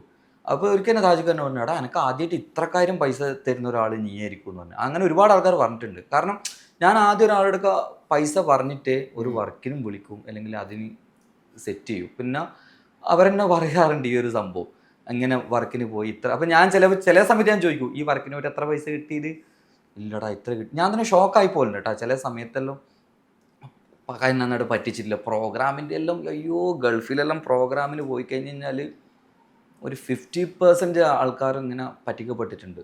ഭയങ്കര എന്നെ ആയിക്കോട്ടെ താജുക്കാട്ടെ ഒരുവിധ ആർട്ടിസ്റ്റന്മാരല്ല. കാരണം എന്താ വെച്ച് കഴിഞ്ഞാൽ ഇപ്പം ഞാൻ ഓൾറെഡി ബിസിനസ് ചെയ്യുന്നതുകൊണ്ട് എൻ്റെ കയ്യിൽ ഫണ്ട് ഉണ്ടെന്ന് വിചാരിക്കാം.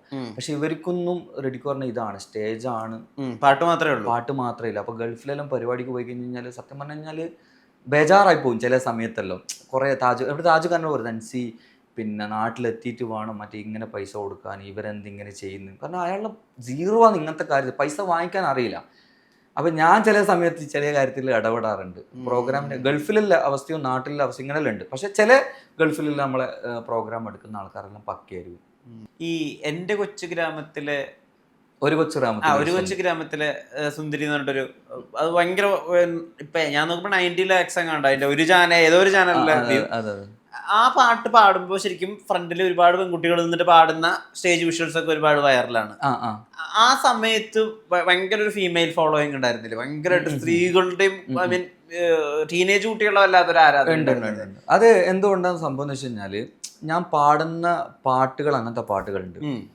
ബാക്കിയുള്ള സിംഗേഴ്സിനെ പോലെ ഞാൻ ലവ് സോങ് പാടിയിട്ടുണ്ട്, തനി മാപ്പിളപ്പാട്ട് പാടിയിട്ടുണ്ട്, നാടൻ പാട്ട് പാടിയിട്ടുണ്ട്, ഹിന്ദു ഡിവോഷണൽ പാടിയിട്ടുണ്ട്, ക്രിസ്ത്യൻ ഡിവോഷണൽ പാടിയിട്ടുണ്ട്, മുസ്ലിം ഡിവോഷണൽ പാടിയിട്ടുണ്ട്, ഈ പറഞ്ഞ കുട്ടികളുമായിട്ട് ബന്ധപ്പെട്ടുള്ള ആനിമേഷൻ സോങ് പാടിയിട്ടുണ്ട്, രാഷ്ട്രീയ ഗാനങ്ങൾ പാടിയിട്ടുണ്ട്. അത് പല മാർക്സിസ്റ്റ് മറ്റേ എന്നിട്ട് കോൺഗ്രസ് എല്ലാ ആൾക്കാർക്കും അങ്ങനെ പാടിയിട്ടുണ്ട്. ഉസ്താദന്മാരെ പറ്റിയിട്ട് പാടിയിട്ടുണ്ട്. കുറേ മക്ബറ മറ്റേ പള്ളികൾ പറഞ്ഞ് പാടാത്തൊന്നുമില്ല. എന്തിനു എൻ്റെ മമ്മൂക്കാനെ കുറിച്ചിട്ട് ഫാൻ സോങ് ആയിട്ട് പാടിയിട്ടുണ്ട്. എല്ലാ സൈഡിലും ഈ ഫീൽഡിൽ എന്തെല്ലാം ബിസിനസ് വർക്കൗട്ട് ആകും അതെല്ലാം ഞാൻ പറ്റിയിട്ടുണ്ട്. കാരണം ഞാനൊരു ദുബായിലൊരു പരിപാടിക്ക് പോയ സമയത്ത് ഒരു ഉസ്താദിനെ കുറിച്ചിട്ട് ഒരു പാട്ട് പാടിയിട്ടുണ്ടായിരുന്നു. ഓനും മാപ്പിളപ്പാട്ട് പോയിട്ട് ആൽബേ കേൾക്കാത്തൊരു ചങ്ങയ്യ എന്നെ വന്നിട്ടൊരു കെട്ടിപ്പിടുത്താം അവിടെ. ഞാൻ പ്രോഗ്രാമിൻ്റെ ടീം എല്ലാവരും ഷോക്കായി പോയി. എൻ്റെ ഒപ്പരം അത്യാവശ്യം നല്ല ഫെയിമായിട്ടുള്ള സിംഗറുണ്ട്, അവരെ വരെ കെട്ടിപ്പിടിക്കാണ്ട് എന്നെ ഒന്ന് കെട്ടിപ്പിടിക്കുന്നു. പറഞ്ഞു പറഞ്ഞു നിങ്ങളെ ഞാൻ ചോദിച്ചു ഇനി ഏത് പാട്ട് കേട്ടിട്ടാന്ന് എനിക്ക് മനസ്സിലാവുന്നില്ല. ഞാൻ ചോദിക്കും ചില സമയത്ത്. അപ്പോൾ ഉസ്താദിനെ പറ്റിയിട്ട് ഇങ്ങനെ പാടി എന്നെ പാട്ടെനിക്ക് ഭയങ്കരമായിട്ട് കാന്തപുരം ഉസ്താദിനെ പറ്റിയിട്ട് പാടിയ പാട്ടെനിക്ക് ഭയങ്കരമായിട്ട് ഇഷ്ടമായി എന്നെല്ലാം പറഞ്ഞിട്ട് എന്നെ മുട്ടെല്ലാം ചെയ്യുന്നു വന്നിട്ട് കെട്ടിപ്പിടിക്കുന്നു. ഞാൻ ചോദിച്ചു ഏതൊക്കെ വേറെ പാട്ട് കേട്ടില്ല, ഇല്ല വേറൊരു പാട്ട് ഞാൻ കേട്ടില്ല, ഈ ഒരു പാട്ടേ കണ്ടില്ല. അപ്പോൾ മനസ്സിലാവുകയെന്ന് വെച്ച് കഴിഞ്ഞാൽ നമ്മൾ എല്ലാ കാറ്റഗറിയിലും ഒന്നാം വേണ്ടേ അടിച്ച് ഫയറാക്കിയിട്ട് ചെയ്ത് വെച്ചിട്ടുണ്ട്. ചിലപ്പോൾ ഇതൊന്നും ചിലപ്പോൾ ഒന്നാം വേണ്ടേ ഈ കമൻ്റ് അടിക്കുന്ന ആൾക്കാർക്കൊന്നും മനസ്സിലായി. ചിലപ്പോൾ ഞാൻ എൻ്റെ കാലശേഷമായിരിക്കും എടാ ഓൻ ഇങ്ങനെ പാടിയിട്ടുണ്ട്, അല്ലെ ഇങ്ങനെ ചെയ്തിട്ടുണ്ട്, അല്ലെ ഈ ഒരു സാധനം ചെയ്തിട്ടുണ്ടെന്ന് ചിലപ്പോൾ അങ്ങനെയായിരിക്കും ചിലപ്പോൾ മനസ്സിലാവും. അല്ലെങ്കിൽ ഞാനിവിടെ ഈ ഫീൽഡിൽ എന്തെല്ലാം ചെയ്തു വെച്ചിട്ടുണ്ട് എന്നുള്ളതൊന്നും ഇപ്പം ചില ആൾക്കാർക്ക് ചിലപ്പം കിട്ടും. അതാത് ഓഡിയൻസിന് മാത്രമേ മനസ്സിലാവും.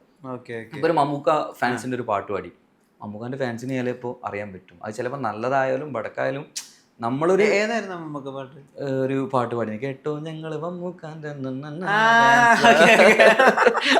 ദുബായിലൊരു മമ്മൂക്കാൻ്റെ കൂടെ ഒരു ഷോ ചെയ്തിരുന്നു.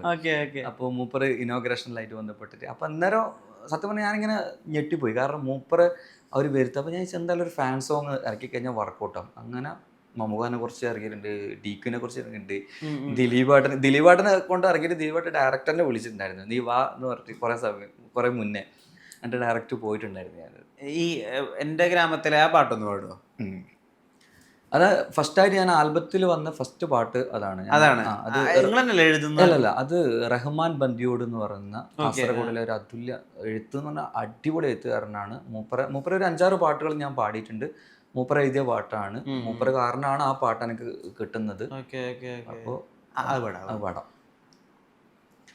ഒരു കൊച്ചു ഗ്രാമത്തിൽ ഒരു സുന്ദരി 17 തികഞ്ഞുള്ള മണിമുഞ്ചത്തി, ഉമ്മാക്കും ബാപ്പാക്കും പ്രിയമോള്, 7 അതല്ലേ കേട്ടാവൂലേ?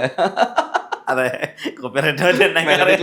അല്ല, ഇപ്പൊ പാട്ടിന് മാത്രല്ല മെലഡി ക്ലൈം എന്നൊരു സാധനം വരുന്നുണ്ട്. അപ്പൊ അടിച്ചു വെച്ച് നിങ്ങൾക്ക് ക്ലൈം വരണ്ടല്ലോ. മലബാർ ഈ മുസ്ലിം ഈ സ്ലാങ് ഉപയോഗിക്കുന്നുണ്ടല്ലോ മാപ്പിളപ്പാട്ടുകളിലെല്ലാം തന്നെ. ഇത് ഇങ്ങനെ വരുന്നത് കൊണ്ട് ഇപ്പം അഴകാർന്ന നിങ്ങൾ അയകാർന്നൊക്കെയല്ലേ പാടുക. ഇപ്പൊ ഈ റായും യായും തമ്മിലുള്ള വ്യത്യാസം, നോർമൽ ആയിട്ടുള്ള പാട്ടുകൾ പാടാൻ എപ്പോഴെങ്കിലും ഒരു ബുദ്ധിമുട്ടായിട്ടുണ്ടോ ഈ പ്രൊനൗൺസിയേഷന്റെ വ്യത്യാസം? അത് ഒന്നാമത് എനിക്ക് അങ്ങനത്തെ പ്രശ്നങ്ങളുണ്ട്. ചില സംഭവം അക്ഷരങ്ങളൊന്നും ചിലത് സ്റ്റേജിലെല്ലാം കിട്ടൂല. ഞാൻ ചിലപ്പോൾ ബെറ്റടി പീസായിട്ടെല്ലാം പാടും. എന്നോട് എൻ്റെ ഫ്രണ്ട്സിനെ പറയും എനിക്ക് ഇങ്ങനെ ഇത് സാധിക്കുന്നത്. കാരണം വരികളെല്ലാം തെറ്റിച്ചിട്ടെല്ലാം പാടിക്കണം. കാരണം എങ്ങനെയും നമ്മൾ മേക്ക് ചെയ്ത് പോകണല്ലോ. പിന്നെ നമ്മൾ ഈ പാട്ടും ഇതെല്ലാം എഴുതുന്നത് കൊണ്ട് മ്യൂസിക്കെല്ലാം മൈൻഡിൽ ഉള്ളത് കൊണ്ട് എന്തും സ്റ്റേജ് പരിപാടിക്ക് പോയി കഴിഞ്ഞാൽ നമ്മൾ അവിടെ നിന്ന് തെറ്റൂല. ബെറ്റടി പീസ് ആയിരിക്കും. ചിലപ്പോൾ എന്തെങ്കിലും പാട്ടിന്റെ അങ്ങനെ തെറ്റിപ്പോയിട്ട് കവർ അനുഭവം ഉണ്ടോ? എത്ര പരിപാടിക്ക് എങ്ങനെ ആഴ്ചക്ക് ഇപ്പൊ ഇന്നലെ ഓൾറെഡി ആയിരിക്കുന്ന മലപ്പുറം ഷോ ഉണ്ടായിരുന്നു. അവിടെ ഇതേപോലെ 2 പേര് തെറ്റും. പക്ഷെ 2 പേര് തെറ്റുമ്പോ നമ്മൾ എന്ത് ചെയ്യും, ഉണ്ടാക്കിയിട്ട് അവിടെ പാടും. കാരണം ഓഡിയൻസിന് അവിടെ നിന്ന് കഴിഞ്ഞ് കഴിഞ്ഞാൽ പാളിപ്പോകും. എന്നോട് ഫ്രണ്ട്സിനെ ഇത് ഇങ്ങനെ എനിക്ക് സാധിക്കുന്നത്. കാരണം പാട്ട് തെറ്റിക്കഴിഞ്ഞാൽ ചിലപ്പോൾ ഒന്നിക്കാട ഇതായി പോകില്ല. പക്ഷെ ഞാനത് സ്റ്റോപ്പ് ചെയ്യൂല. പിന്നെ എൻ്റെ ഒരു സ്റ്റേജ് പ്രോഗ്രാം എന്ന് പറഞ്ഞു കഴിഞ്ഞാല് ഞാൻ പാടിയ കുറേ മെലഡി പാട്ടുകളോ അതൊന്നും ഞാൻ അങ്ങനെ സ്റ്റേജിൽ യൂസ് ചെയ്യില്ല. അടിപൊളി പാട്ടുകളെല്ലാം ഞാൻ അതൊരു ചെയിൻ പോലെ ആക്കിയിട്ട് പാടും ആൽബം. പിന്നെ ആൾക്കാരെന്നുകൊണ്ട് അടിപൊളിയാക്കാൻ പറ്റുന്ന പാട്ടുകളെ ഞാൻ സ്റ്റേജിൽ പാടല്ലോ. ഈ മാസത്തില് ഏകദേശം 100 പാട്ടൊക്കെ ഇറക്കിയെന്നൊരു സമയം ഉണ്ടായിരുന്നില്ലേ? ആ സമയത്ത് ഇത് ഷൂട്ട് ചെയ്യും വേണമല്ലോ. അപ്പൊ നിങ്ങളെങ്ങനെയായിരുന്നു ഈ കോൺസെപ്റ്റുകൾ എടുക്കുക? ഇപ്പോൾ ഓട്ടോറിക്ഷക്കാരൻ്റെ ഒരു തീം എടുത്തു കഴിഞ്ഞാൽ പിന്നെ അടുത്തത് നേരെ ഗൾഫിൽ പോയിട്ട് കഷ്ടപ്പെട്ട് പൈസ ഉണ്ടാക്കുന്ന ഒരു തീമായിരിക്കും. ഈ കഥകൾ ഇവിടുന്ന് കിട്ടുക, കാരണം 100 കഥയെങ്കിലും വേണമല്ലോ 100 പാട്ടെന്ന് പറയുമ്പോൾ. അത് ഇവിടുന്ന് കിട്ടും. സത്യം പറഞ്ഞല്ലേ? അതെ, വേറെ ചോദിച്ചോട്ടെ, ഇത് ചെയ്യുമ്പോൾ ശരിക്കും കുറച്ച് ചളിപ്പ് തോന്നിയിട്ടുണ്ടോ? പിന്നെ ഗംഭീരമായിട്ട്. കാരണം എന്താണെന്ന് വെച്ച് കഴിഞ്ഞാല് ഞാൻ ഓൾറെഡി അന്ന് ഫുൾ ഫ്രീ ബേർഡാണ്. ഇപ്പൊ കല്യാണം കഴിച്ചത് കൊണ്ട് എനിക്ക് ഒരു ലിമിറ്റ് ഉണ്ട്. എനിക്ക് എൻ്റെ മക്കളെ മോനെ നോക്കണം, എൻ്റെ വൈഫിനെ നോക്കണം. അപ്പൊ അങ്ങനെയെല്ലാം ഉണ്ട്. കാരണം നമുക്ക് ഉമ്മാൻ്റെ അടുത്ത് നമുക്ക് പറയാം, ഉമ്മ ഞാനൊരാഴ്ച കഴിഞ്ഞിട്ടാണ് വരും, ഇങ്ങനെയാണ് വരും. എന്നാലും ഉമ്മ സങ്കടം പറഞ്ഞു കഴിഞ്ഞാൽ ഉമ്മയോട് പറയും ഇങ്ങനെയാണ് പ്രശ്നം.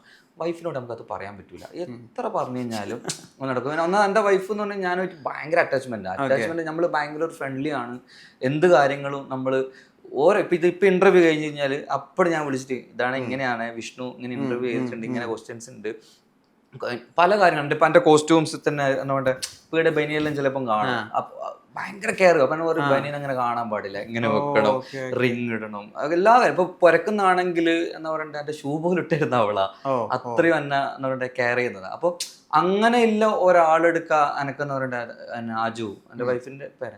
ഞാൻ ഈ ഒരാഴ്ച കഴിഞ്ഞിട്ട് വന്നാ മതിയോ പറയാൻ പറ്റൂല, നമുക്ക് തോന്നൂല. കാരണം വെച്ച് കഴിഞ്ഞാല് നമ്മളെ അത്രക്കും നമ്മളെന്നാ വേണ്ടേ ഞാൻ ഭയങ്കരമായിട്ട് ഓരോ മിനിറ്റിലും നമ്മളെ നോക്കുന്നത്, നമ്മളെ വീക്ഷിക്കുന്നത്. കാരണം ഞാൻ ചിലപ്പോൾ ട്രിപ്പിനെല്ലാം പല സ്ഥലത്തും ഇവളെ കൊണ്ടുപോകും.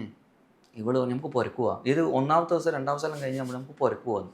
കാരണം ഞാൻ കല്യാണം കഴിഞ്ഞ കുറേ ഞാൻ ചിന്തിച്ചു അല്ലാണ്ട് ഇതിൻ്റെ റെഡിക്ക് എന്താ ടേസ്റ്റ് എന്താ, എൻ്റെ പേരെ സ്പെൻഡ് ചെയ്യുക, എൻ്റെ കൂടെ നിൽക്കുക, പിന്നെ അങ്ങനൊരു ഇല്ല വിട്ടെ. അപ്പോൾ അവരെടുക്ക ഞാൻ എന്ത് ചെയ്യുക പറയുന്നത് ഇങ്ങനെ ഒരാഴ്ച കഴിഞ്ഞിട്ട് വന്നോട്ടെ. ഞാൻ ചിലപ്പോൾ പറയും അജു ഇങ്ങനെ ഒരു ലോക്കായിട്ടുണ്ട്, ചിലപ്പോൾ 2 ദിവസം ലേറ്റായി പോകുമെന്ന്. അപ്പോൾ ചിലപ്പോൾ കരഞ്ഞാളിയും. ഇവള് ഏറ്റവും ചൂടാവും ചെയ്യും, ഏറ്റവും കരയും ചെയ്യും, പെട്ടെന്ന് കരയും.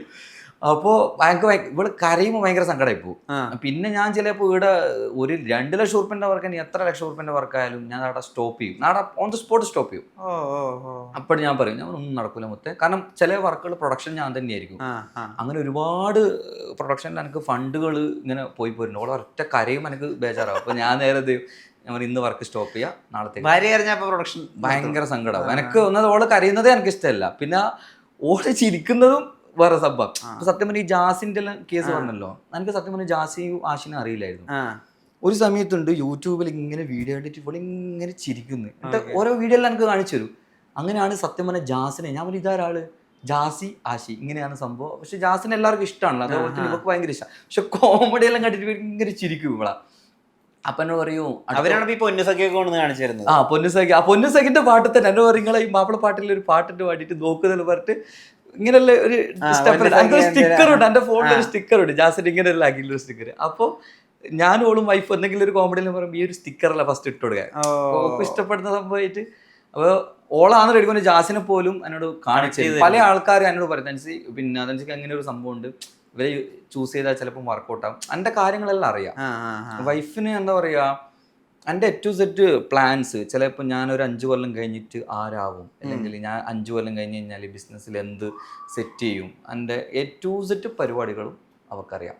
ടു സെറ്റ് എന്ന് വെച്ചാൽ എന്താ പറയുക, എൻ്റെ ഒരു റൈറ്റ് ഹാൻഡ് എന്നെല്ലാം പറയുമല്ലോ, അങ്ങനെ എല്ലാ കാര്യങ്ങളും വൈഫിനറിയാം. അപ്പോൾ അന്ന് ചെയ്തിരുന്ന ഈ റോളുകൾ ഉണ്ടല്ലോ, അതിനെ പറ്റി ഞാൻ ചോദിക്കണമായിരുന്നു. വ്യത്യസ്തമായ കാമുകൻ റോളുകൾ ചെയ്തിരുന്നല്ലോ, അപ്പൊ ഒരു അസ്വസ്ഥത തോന്നില്ല, ചെറിയൊരു ബുദ്ധിമുട്ട് തോന്നില്ല? ഒരു ചളിപ്പ് എന്നുള്ളൊരു സംഭവമല്ല. ഞാനിങ്ങനെ വർക്ക് ഇങ്ങനെ കൺസെപ്റ്റ് ഉണ്ടാവുമല്ലോ, അപ്പൊ പല ഡയറക്ടേഴ്സ് ആയിരിക്കും. ഈ ആൽബം മീഡിയയിൽ ഒരുപാട് ഡയറക്ടേഴ്സ് ഉണ്ട്. അപ്പൊ ഞാൻ ചോദിച്ചാൽ എന്താണ് കൺസെപ്റ്റ് എന്താ, അപ്പൊ ഞാൻ സെയിം പരിപാടി തന്നെയല്ലേ.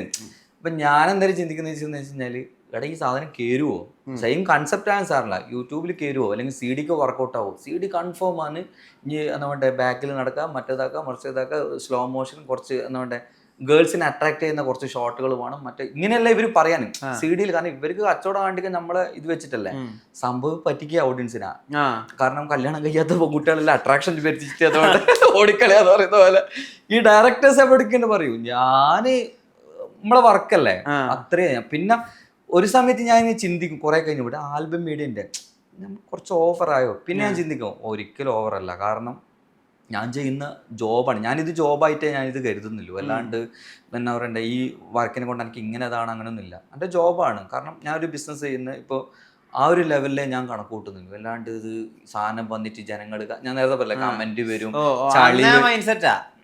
മൈൻഡ് പക്ക സെറ്റാ. ഞാൻ പ്ലാനഡ് ആയിരുന്നു. കാരണം എന്താ വെച്ച് കഴിഞ്ഞാൽ ഒരു സമയത്ത് ഞാൻ ഈ ഫീൽഡിൽ വന്നിട്ട് ഷോക്കായി പോയ സംഭവമുണ്ട്. കാരണം അന്ന് ഞാൻ ഫീൽഡിൽ വരുന്നതിൻ്റെ മുന്നേ എൻ്റെ മുന്നേയുള്ള സിംഗേഴ്സ് ഹെവി സ്റ്റാർസ്. കാരണം ആൽബം ഭയങ്കര ട്രെൻഡിങ് നിൽക്കുന്നത്. ഇപ്പോൾ താജുക്കും ഷാഫിക്കെല്ലാം ട്രെൻഡായി നിൽക്കുന്ന സമയത്താണ് ഈ പാട്ടെല്ലാം കാണുന്നത്. അപ്പം ഞാൻ ചിന്തിക്കും ഷാഫിക്കെല്ലാം വേറെ റേഞ്ച് ആയിരിക്കും, അത്യാവശ്യം നല്ല ഫണ്ട് കാര്യങ്ങൾ, താജുക്ക് അതെല്ലാം ഭയങ്കര സംഭവിക്കും എന്നെല്ലാം ഞാൻ വിചാരിച്ചിട്ടുണ്ടായിരുന്നു സമയത്ത്. പക്ഷെങ്കിൽ ഞാൻ ഈ ഫീൽഡിൽ വന്ന് മൂപ്പറായിട്ടെല്ലാം പിന്നെ പരിചയപ്പെട്ട്, കാരണം അവർ ഭയങ്കര ജാട അങ്ങനത്തെ വിചാരിച്ചു. പക്ഷെ സീറോ എന്ന് പറഞ്ഞു കഴിഞ്ഞാൽ ഷാഫിക്ക് ആയിക്കോട്ടെ ഇവരെല്ലാം ഒരു ഡിഫറെൻറ്റ് ക്യാരക്ടർ. ഇപ്പോൾ ഷാഫിക്ക് ആണെങ്കിൽ എന്താ പറയുക പെട്ടെന്ന് ചൂടാകുന്നൊരു വ്യക്തിയാണ്. മൂപ്പറായിട്ട് എന്താ പറയണ്ടേ പൾസ് മനസ്സിലാക്കിയിട്ടേ മൂപ്പർ എടുക്കുക ഇതാണ്. താജുക്ക് അങ്ങനെയല്ല, ഇനി എത്ര ചൂടായാലും മൂപ്പർ കൊണ്ടൂല, ഓപ്പോസിറ്റ് ക്യാരക്ടർ. അപ്പോൾ ഇവരെല്ലാവരുടെ ക്യാരക്ടർ, ഇപ്പോൾ സലീംക രണ്ടും മിക്സഡ് ആയിട്ടുള്ള ഒരാളാണ്. അപ്പോൾ ഇങ്ങനെ ഈ ആൽബം മീഡിയത്തിലെ സിംഗേഴ്സ് ആയിക്കോട്ടെ, എഴുത്തുകാരായിക്കോട്ടെ, ടെക്നീഷ്യന്മാർ, ഇവരെല്ലാവരും മൈൻഡ് സെറ്റ് കറക്റ്റ്, ഇവരെന്താണ് ചെയ്യുന്നതെല്ലാം ഞാൻ പഠിച്ചെടുത്തിന്. അപ്പൊ ഞാൻ ചിന്തിക്കണ്ടേ ഇവരെല്ലാവരുടെ സ്വഭാവമായിരിക്കണം എനിക്ക് കിട്ടേണ്ടത്.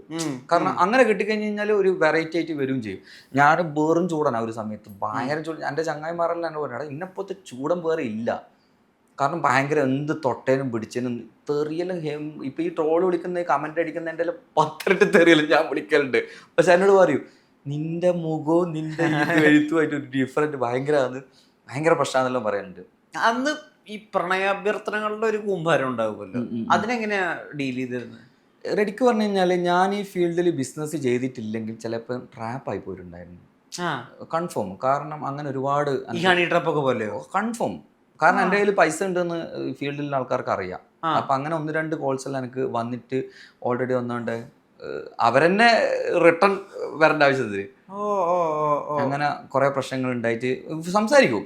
ഞാൻ ഫോൺ എടുക്കും, ഫോൺ എടുത്തിട്ട് ആ സമയത്തെല്ലാം നല്ല, ഇപ്പാണ് ഫോൺ തീരെ ആരും എടുക്കാണ്ടായി, വാട്സപ്പ് മാത്രമാക്കിയത്. ഒരു സമയത്ത് ഫോൺ എടുക്കും, പിന്നെ ഗേൾസ് എല്ലാം വിളിക്കുമ്പോൾ ഞാൻ കോൾ അറ്റൻഡ് ചെയ്യും. പക്ഷെ ചില ഗേൾസിന്റെ റൂട്ട് ഡിഫറെന്റ് ആവും, ഏത് റെക്കോർഡെല്ലാം ചെയ്തിട്ട് അവർക്ക് റൂട്ട്, അതിന് വേണ്ടിയിട്ട് പല സംഭവങ്ങളും. പിന്നെ ഞാൻ ചോദിക്കും ഏത് പാട്ടാ കേട്ടത്, അവർക്ക് പാട്ട് പോലും അറിയത്തുണ്ടാവില്ല. ഈ അടി ട്രാവൽ ചെയ്യുന്ന ടീംസിന് പാട്ട് പോലും കേട്ടില്ല. അപ്പൊ കറക്റ്റ് മനസ്സിലാവും ഇതാണ് സംഭവം, ഇതിന് വേണ്ടിയിട്ടാണ് വിളിക്കുന്നത്. പിന്നെ നമ്മൾ ഓൾറെഡി പ്രോഗ്രാം എല്ലാം കഴിഞ്ഞിട്ട് പോകുമ്പോൾ രാത്രി 11 മണി തൊട്ടിട്ട് 4 മണി വരെ യാത്രയായിരിക്കും. ചിലപ്പോൾ ഇന്ന് കാസർഗോഡാണെങ്കിൽ ചിലപ്പോൾ നാളെ കൊച്ചി, തിരുവനന്തപുരം ഇങ്ങനെ. അപ്പോൾ എൻ്റെ കൂടെ ഫ്രണ്ട്സ് ഉണ്ടാവും. ഈ എൻ്റെ ഒപ്പരയുള്ള ആൾക്കാരെ ഉറക്കാണ്ടിരിക്കലാന്ന് ഏറ്റവും വലിയ കാരണം. പിറ്റേന്ന് പരിപാടി പോകില്ല, കാരണം എല്ലാം ഉറങ്ങലിൻ്റെ ടീമാണ്. അപ്പം ഞാൻ എന്ത് ചെയ്യും, മാക്സിമം ഒരു തിരുവനന്തപുരത്ത് പരിപാടി ആണെങ്കിൽ അതിൻ്റെ അറ്റത്തെത്തി കഴിഞ്ഞ് കഴിഞ്ഞാൽ ഞാൻ ഉറങ്ങാൻ നിൽക്കും. അതുവരെ ഇവരായിട്ട് കമ്പനിയായി. പിന്നെ ഉറക്ക് വരൂല, കാരണം ഫ്രണ്ട്സ് ഭയങ്കര കോമഡി ഇല്ലായിട്ടാണ്. അപ്പം ഇങ്ങനത്തെ ടീംസിനെല്ലാം എന്ത് ചെയ്യും, കാറിൽ അവിടെ ലൗഡ് സ്പീക്കർ ആക്കിയിട്ട് സംസാരിക്കും. അപ്പോൾ ഈ ട്രാപ്പ് ചെയ്യുന്ന ആൾക്കാരുടെ പിന്നെ അവർക്ക് മടുപ്പ് വരും. കാരണം വെച്ച് കഴിഞ്ഞാൽ വെറുപ്പിച്ചാണ് കോപ്പറിലെ ആൾക്കാർ അത്രയും വെറുപ്പിക്കല. അവരിങ്ങനെ വെറുപ്പിച്ചിട്ട് നിങ്ങൾ ടീമായിട്ടാ ഫുൾ ടീമായിട്ടാ പോവാൻ. ഞാൻ സംസാരിക്കും ഫുൾ ടീമായിട്ട് ഫുള്ള് നമ്മളെ കാറിൽ എന്താ ഫുൾ ടീമായിട്ടാ പോവാറ്. ഭയങ്കര നമ്മൾ എൻജോയ് ചെയ്തിട്ടായിരുന്നു ഫുള്ള് കോളും പരിപാടിയെല്ലാം. എന്നിട്ട് ഒരു ദിവസം ഇതേപോലെ 1-2 ടീംസ് കണ്ട് എന്നോട് പറഞ്ഞു നിന്നെ ഹണി ട്രാപ്പ് ആക്കാൻ വേണ്ടിയിട്ട് ഇങ്ങനെ ചെയ്യും. ഞാൻ പിന്നെ ആര് ഇങ്ങനെ ഉണ്ടായിരുന്നു, ഇവളായിരുന്നു ഇങ്ങനെ പറഞ്ഞു. അതെല്ലാം ഇപ്പം അത്യാവശ്യം ഫേമസ് ആയിട്ടുള്ള ആൾക്കാരുണ്ട് കേട്ടോ. ഫേമസ് ആയിട്ടുള്ള ആൾക്കാരുണ്ട്. അതില് വലിയൊരു കോമഡി ഉണ്ട് കേട്ടോ. എന്നെപ്പോലെ തന്നെ താജുഖാനെയും വിളിച്ചിട്ടുണ്ട്. താജുഖാക്ക് അറിയോന്ന് അറിയില്ല. താജുഖാനോട് ഇത് ഞാൻ ആദ്യമായിട്ട് എനിക്ക് ഇന്റർവ്യൂവിൽ പറയുന്നുണ്ടായിരുന്നു. താജുഖാനെ വിളിച്ചിട്ട് പിന്നെ ഹണി ട്രാപ്പ് വേണ്ടിയിട്ടാന്ന് തോന്നുന്നു. അപ്പം നേരെ താജുക്ക ഓളോട് വെച്ചിട്ട് അവിടെ ഒരു 250 റുപ്യ റീചാർജ് ചെയ്ത് തരുമോ. അതോടുകൂടിയിട്ട് അവർക്ക് മനസ്സില ആ പൂപ്പറയിൽ ഫണ്ടില്ല തോന്നുന്നു, വെറുതെ വിളിച്ചിട്ട് കാര്യമില്ല. അങ്ങനെ കുറെ സംഭവം. ഇതിൽ കുറെ കോമഡികൾ ഇഷ്ടം പോലെ ഉണ്ട്. നമ്മളിപ്പോൾ സ്റ്റേജ് പരിപാടിക്കെല്ലാം പോയി കഴിഞ്ഞാൽ, സ്റ്റേജ് പരിപാടിക്ക് വന്നു കഴിഞ്ഞാൽ ഞാൻ ഭയങ്കര സൈലൻ്റ് ആണ്. സ്റ്റേജ് പരിപാടിക്കെല്ലാം വന്നു കഴിഞ്ഞാൽ ഭയങ്കര സൈലൻ്റ് ആയിരിക്കും. എല്ലാ ആൾക്കാരായിട്ട് മിങ്കിളെല്ലായിട്ട് നിൽക്കും. അത് കാറിലെത്തിക്കഴിഞ്ഞ് കഴിഞ്ഞാൽ എൻ്റെ ചങ്ങായിമാരുണ്ടാവുമല്ലോ, അവർ ഈ കമൻറ്റോളികളെ പോലെയാ, പ്ലസ്സും മൈനസും എല്ലാം പറയും. ഓരോ ആൾക്കാർ എന്നട ഇങ്ങനെ നോക്കിയിട്ടുണ്ട്, അങ്ങനെ നോക്കിയിട്ടുണ്ട്, ഒരുത്തനിങ്ങനെ മൊയിച്ച് നോക്കിയിട്ടുണ്ട്, ഇങ്ങനെ നോക്കിയിട്ടുണ്ട്, ഓന് അടുത്ത പരിപാടിക്ക് ഉണ്ടാവുന്ന ചപ്പക്കുട്ടി ഓട്ടിക്കോളും, ഇങ്ങനെല്ലാം പറയൂ. കാരണം എൻ്റെ ഒപ്പരയില്ല, കാരണം അവരെ എന്നെ ഭയങ്കര ഫോളോ അപ്പ് ചെയ്യൂ. എന്താ വെച്ച് കഴിഞ്ഞാൽ ഒരു പരിപാടിക്ക് പോകുന്നുണ്ട് എന്നെ ഭയങ്കര കെയറിങ് ആയിരുന്നു എൻ്റെ ഫ്രണ്ട്സ്. കാരണം എൻ്റെ വണ്ടി ഓടിക്കുന്ന ആൾക്കാർ പോലും എൻ്റെ ഫ്രണ്ട്സിനെ ഞാൻ ഇതുവരെയായിട്ട് ഒരു വണ്ടിയുടെ ഡ്രൈവർ പോലും ഞാൻ വെച്ചില്ല. എൻ്റെ ഫ്രണ്ട്സാണ് എൻ്റെ വണ്ടി ഓടിക്കൽ അന്നു മുതൽ ഇന്ന് വരെയുള്ള സംഭവങ്ങൾ. അന്നപ്പോ ഇങ്ങനെ ശരിക്കും ഭയങ്കരമായിട്ട് ആത്മാർത്ഥമായിട്ടുള്ള പെൺപിള്ളേരൊക്കെ ഉണ്ടാവില്ലേ, സീരിയസ് ആയിട്ട്, അതായത് നിങ്ങളെ ശരിക്കും ഇഷ്ടമാണ്, അങ്ങനെ വന്ന പെൺപിള്ളേർ പറഞ്ഞ് മനസ്സിലാക്കിയിട്ട് വിട്ടിട്ടുണ്ടോ? ഒരുപാട് ആൾക്കാർ അങ്ങനെ പറഞ്ഞിട്ട് ഞാൻ അങ്ങനെ പറയും. ഞാൻ നിങ്ങൾ എന്നെ ഇപ്പോൾ ഒരു ലവ് ചെയ്ത്, സത്യം പറഞ്ഞാൽ എനിക്ക് ഇപ്പൊ സമയമില്ല. കാരണം ഞാൻ ഇപ്പൊ നിങ്ങള് ലവ് ചെയ്ത് കഴിഞ്ഞ് കഴിഞ്ഞാൽ ചിലപ്പോ എന്താ പറയുക, എന്റെ ബിസിനസ് എല്ലാം ഫ്ലോപ്പ് ആയി പോയി, ഇങ്ങനെ ഉണ്ട്. അപ്പോൾ നമുക്ക് നല്ലൊരു പാട്ട് തുറക്കണം. ഭയങ്കര എന്താ പറയാ, കുറെ ആൾക്കാരെ വിചാരിച്ചു കഴിഞ്ഞാൽ എനിക്ക് ഒരു പണിയും ഇല്ലാണ്ട് ഞാൻ വെറും സ്റ്റേജ് പരിപാടിയും ഈ ആൽബം ചില മാസത്തിൽ വന്നു. പക്ഷേങ്കിൽ ഞാൻ എന്ന് പറഞ്ഞ വ്യക്തി എനക്കെന്നെ ചില എൻ്റെ ഓള് ഇടക്കിടക്ക് പറയും നിങ്ങൾ വല്ലാത്ത സംഭവം തന്നെയാണ്. കാരണം ഫുൾ ടൈം 24 മണിക്കൂർ വർക്ക് ചെയ്യുന്ന എന്നോട് പറയുന്നുണ്ട്. എന്നോട് ചോദിച്ചു നിങ്ങൾ ഇത് ഇപ്പം പൈസ ഉണ്ടാക്കി എല്ലാം ഉണ്ടാക്കി പിന്നെ ഒന്ന് ഇതിൻ്റെ വേഗത്തിൽ തന്നെ ഓടുന്നതെന്ന് ചോദിക്കണം. പക്ഷെ ഞാൻ പറയുന്നുണ്ട്, എനിക്കൊരു ലക്ഷ്യമുണ്ട്. ഞാൻ ചിലപ്പോൾ ഇനിയും ഉണ്ട്, എനിക്കൊരു 5 വർഷം ഞാൻ ചെയ്ത പ്ലാൻസിൻ്റെ അകത്ത് ഇങ്ങനെ ലക്ഷ്യങ്ങളുണ്ട്, അല്ല ഇത്ര ഇതുണ്ട്. അപ്പോൾ പറയുന്ന പൈസയെല്ലാം പറഞ്ഞാൽ വലിയ ബഡ്ജറ്റ് പൈസയും വലിയ പ്ലാൻസ് എല്ലാം ഉണ്ടായിരുന്നു. ഇവരോടൊക്കെ പറയുമ്പോൾ ഇതെല്ലാം നടക്കുമോ, ഇതെല്ലാം വേറെ റേഞ്ച് പരിപാടികളിൽ. പക്ഷെ എനിക്ക് കോൺഫിഡൻസ് ഉണ്ട്. കാരണം 15 കൊല്ലം മുന്നേ എന്താ പറയണ്ടേ, ഒരു 1000 റുപ്യ എൻ്റെ കയ്യിലില്ലാത്ത ഒരുത്തന് ഇന്ന് എൻ്റെ അക്കൗണ്ടിലായിക്കോട്ടെ അല്ലെങ്കിൽ ഞാൻ ഉണ്ടാക്കി വെച്ച ഇൻവെസ്റ്റ്മെന്റ് അത് പറയാൻ പാടില്ല. അപ്പൊ ഞാൻ അങ്ങനെ ഇൻവെസ്റ്റ്മെന്റ് ചെയ്ത് വെച്ചിട്ടുണ്ട്. അപ്പോൾ ഞാൻ ഈ ഫീൽഡിൽ നിന്ന് ചിലപ്പോൾ ഞാൻ എന്താ ചെയ്യുന്നത്, എനിക്ക് ബ്രേക്ക് പോലും എടുക്കാൻ പറ്റൂല. ഞാനിപ്പോൾ പാട്ടുകാരനെന്നുള്ള ലെവലിൽ ചിലപ്പോൾ എന്താ വേണ്ട എനിക്ക് ബ്രേക്ക് എടുക്കാം, പാട്ടുകാരൻ. പക്ഷെ ഞാനിപ്പോൾ ചെയ്തുകൊണ്ടിരിക്കുന്ന ബിസിനസ് കുറച്ച് പ്രശ്നമാണ്. കാരണം ഞാൻ ഈ ഫീൽഡ് അങ്ങോട്ട് നിർത്തി ഞാൻ വേറെ എന്തെങ്കിലും ബിസിനസ്സിൽ പോകുന്നതാണെങ്കിൽ ഞാൻ ഇത്രയും കാലം അധ്വാനിച്ചത് പൈസ മാത്രമല്ല, ഞാൻ അത്ര മെൻ്റലിയും ഞാൻ ബുദ്ധി കൊണ്ട് എൻ്റെതായിട്ടുള്ള ബുദ്ധി കൊണ്ട് ഞാനൊരു സംഭവം ഇവിടെ ഉണ്ടാക്കി വെച്ചിട്ടുണ്ട്. അത് ചിലപ്പം പല ആൾക്കാർക്കും ഇപ്പം മനസ്സിലാവില്ല, ഒരു 4-5 വർഷം കൊണ്ട് വലിയൊരു ബോംബ് പൊട്ടാൻ കിടക്കുന്നുണ്ട്. അപ്പോൾ എന്താ പറയണ്ടേ, ചിലപ്പോൾ എന്നെ പറ്റിയിട്ട് ചിലപ്പോൾ ഈ ഇന്റർവ്യൂ ഉണ്ടാകുന്നു ചിലപ്പോൾ അവർ വിചാരിക്കുക ചിലപ്പോൾ തള്ളുന്നതായിരിക്കും ഇവനെന്ത് സംഭവം. ഈ മീഡിയയിലുള്ള ആൾക്കാർക്ക് അറിയാം ഏത് ഞാൻ ഈ ഫീൽഡിൽ ഇത്ര സംഭവങ്ങൾ ചെയ്യുന്നുണ്ട്, 100-300ഓളം ചാനൽ നോക്കുന്നുണ്ട്, ഇത്ര ആർട്ടിസ്റ്റുമാരെ നമ്മൾ ഹാൻഡിൽ ചെയ്യുന്നുണ്ട്, ഇത്ര വരുമാനങ്ങൾ ഈ പല മേഖലയിൽ നിന്നുണ്ട്, ഇവൻറ്റുകളുണ്ട്, എല്ലാം ഉണ്ട് എന്ന് അറിയാൻ പറ്റും. പക്ഷേ ഓഡിയൻസിന് എന്നെ പറ്റി ഒന്നും അറിയാൻ പറ്റില്ല. ഓൻ പാട്ട് പാടുന്ന ആൽബം പാട്ടുമായിട്ട് നടക്കുന്ന എങ്ങനെ എന്നുള്ളൊരു സംഭവമേ അവർക്ക് അറിയാൻ പറ്റും. പക്ഷെ അവരറിയുന്നൊരു സമയം ഒരു 4-5 വർഷം കൊണ്ട് ഞാനൊരു എന്താ വേണ്ട ഒരു സെറ്റാക്കി വെച്ചിട്ടുണ്ട്. അത് ആ സമയം വരുമ്പോൾ ചിലപ്പോൾ ഈ ഇന്റർവ്യൂവിലും ചിലപ്പോൾ അന്ന് ചിലപ്പോൾ റെക്കമെൻഡിൽ വരാൻ ചാൻസ്.